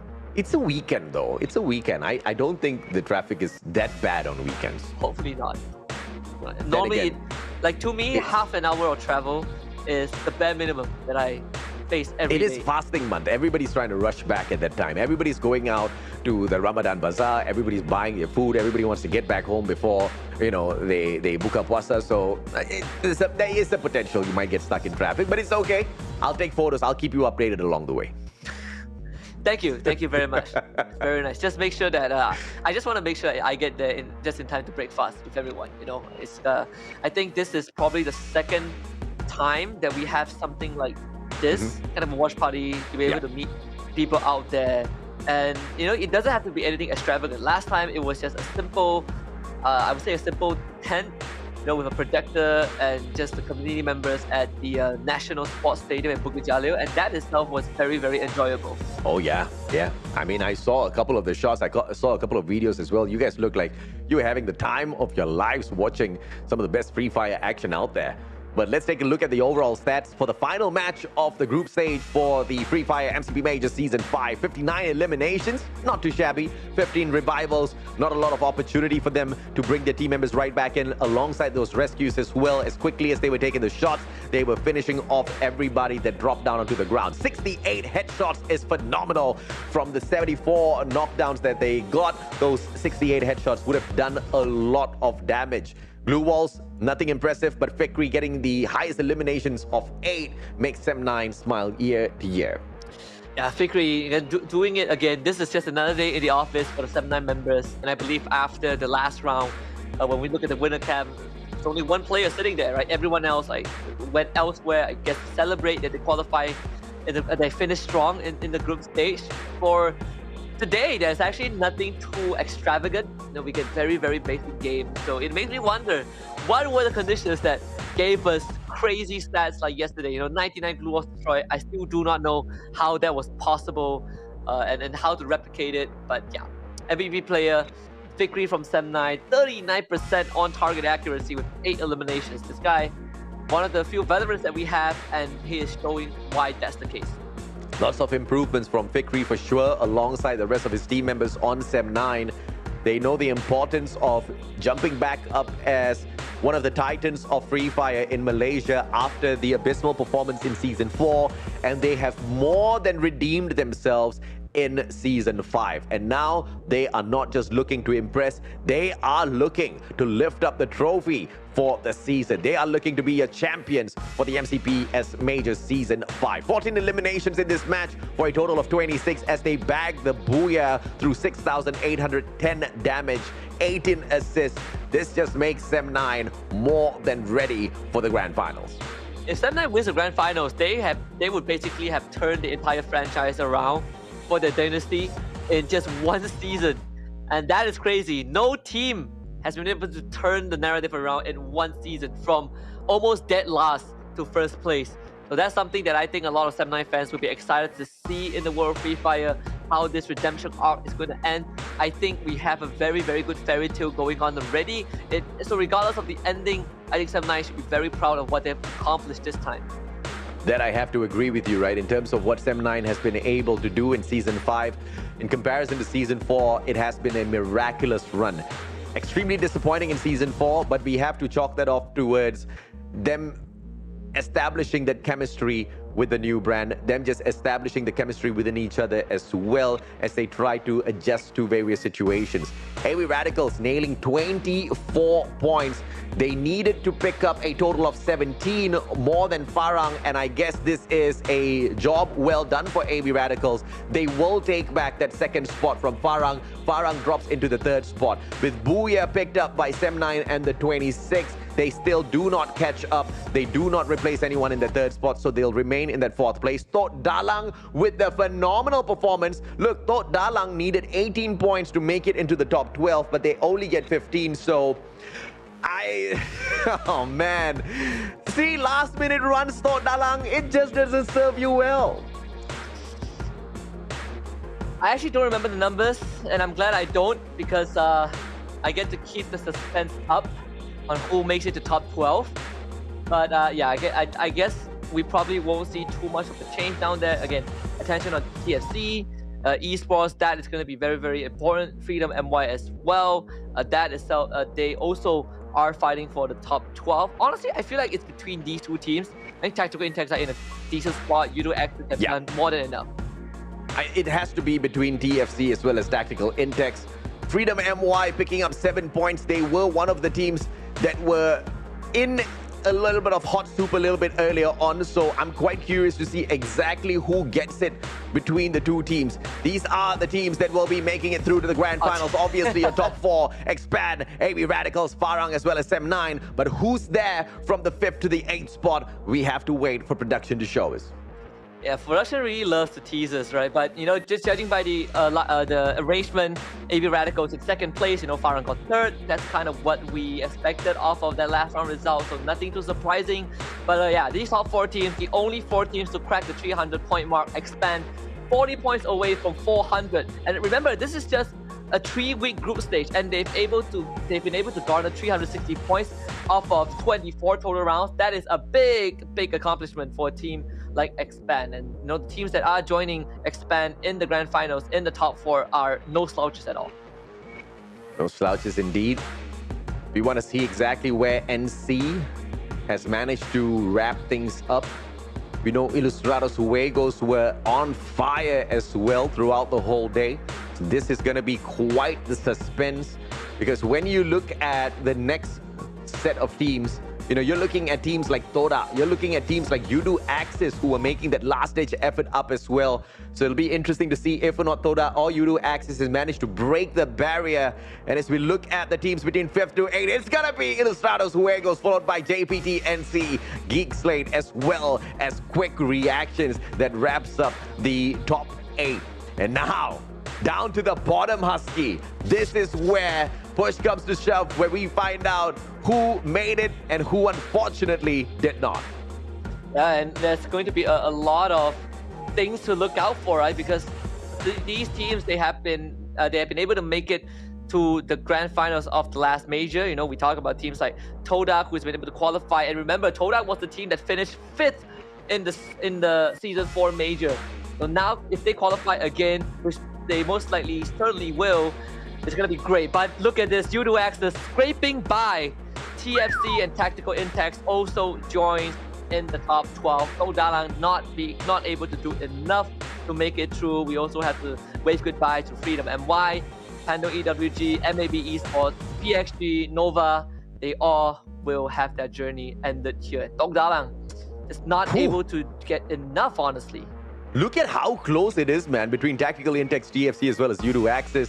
That was just way too close for comfort. Tok Dalang had a great opportunity, such a capable team, so much of promise. It's just that the last-minute effort to get into the top 12 was just not sitting right with me, nor their luck. Hopefully we see them put in that effort a little bit earlier in the future. But for some last minuters like the names of TFC as well as U2 Axis, this surely has played out very well for them, including Tactical Intex, who started off the day in that relegation spot. So they've made it up already. So good on them. Freedom MY, they started off at the very cusp of clutching the top 12 for themselves. They only needed a couple of points, but unfortunately things just did not work out well for them. The bottom 6, they will have to bomb out. Tok Dalang, Freedom MY, Pando EWG, MAB Esports, Project X Gaming, as well as Nova. They do not follow us into the grand finals. But it's great to see all the teams that qualify, right? I mean, Panel EWG obviously is a heartbreak because they were there last time. I believe they finished like top 6. They were 6th place in the last major, and this time we won't be able to see them. It will be some time for Panel EWG to prep for future tournaments. But yeah, a lot of reflection needs to be done. But when you look at the top 5, look at how close it is. AB Radicals are 3 points away from tying out with Expand, and if they tie with Expand, they just win the tiebreaker straight on. So it's as close as it can get going into the grand finals. We couldn't have asked for a better setup for 15th of April. But can I say congratulations, Expand? I mean, at the very final moment, sneaking away that #1 spot, not just from AB Radicals, but from Farang as well. You got to give praise to them. You got to just really appreciate the effort that the boys from Expand have put in. And all the hype sent their way is not for naught, right? They really live up to all of those expectations, and they really serve up some fantastic plays of Free Fire all the time when they step up onto the battlefield.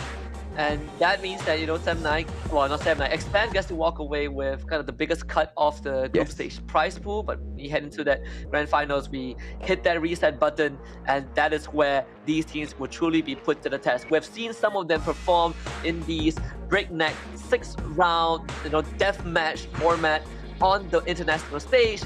This is where we see if that experience carries through, because grand finals, unlike previous major, only has 6 rounds. And of course, to some that may be asking what happens when SEM9 meets them, because SEM9 has already, worked up quite a lot of firepower within themselves to show that they can bring in consistency. Well, we saw that exact engagement a little bit earlier on, and Expand truly put an end to that run for SEM9. And that was something that wasn't expected, right? I believe that was the second final round that we saw them the third final round that we really saw them take that fight up against them and show us exactly who the dominant team is. So SEM9 obviously will not be backing away from the battle. They will be trying for that exact same thing in the grand finals. But the question for me is going to be, will they be hot dropping AB Radicals in the grand finals? Because if that happens, I think Expand reaching up to the top once again is going to be very much in the high. Yeah, I think that is also going to be a big question that they need to answer, right? Once more, the teams have qualified to the grand finals. Expand, AB Radicals, Farang, SEM9, Ilustrados Juegos, JPTNC, Geek Slate, Quick Reactions, Kodak, U2 Axis, TFC Esports, and last but not least, Tactical Intex. And also, I want to quickly mention this because this is the first time that all Filipino teams have qualified for major finals. Big achievement for the region.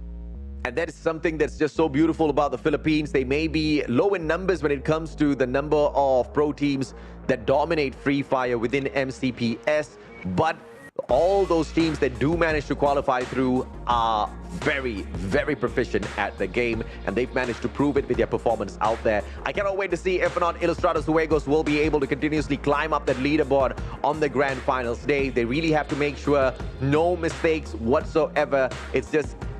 It cannot be afforded at all. And U2 Axis showing us that they can pick up the booyah when push comes to shove, when they really put their hearts to it, when they really put their minds to it. I want to see a couple of booyahs out of them on the 15th of April as well.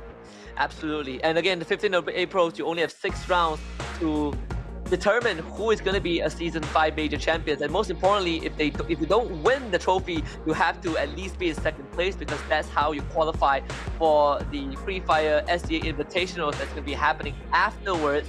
And there have already been some teams who have qualified to that tournament from different regions. I just was able to take a look at some of the teams and their roster.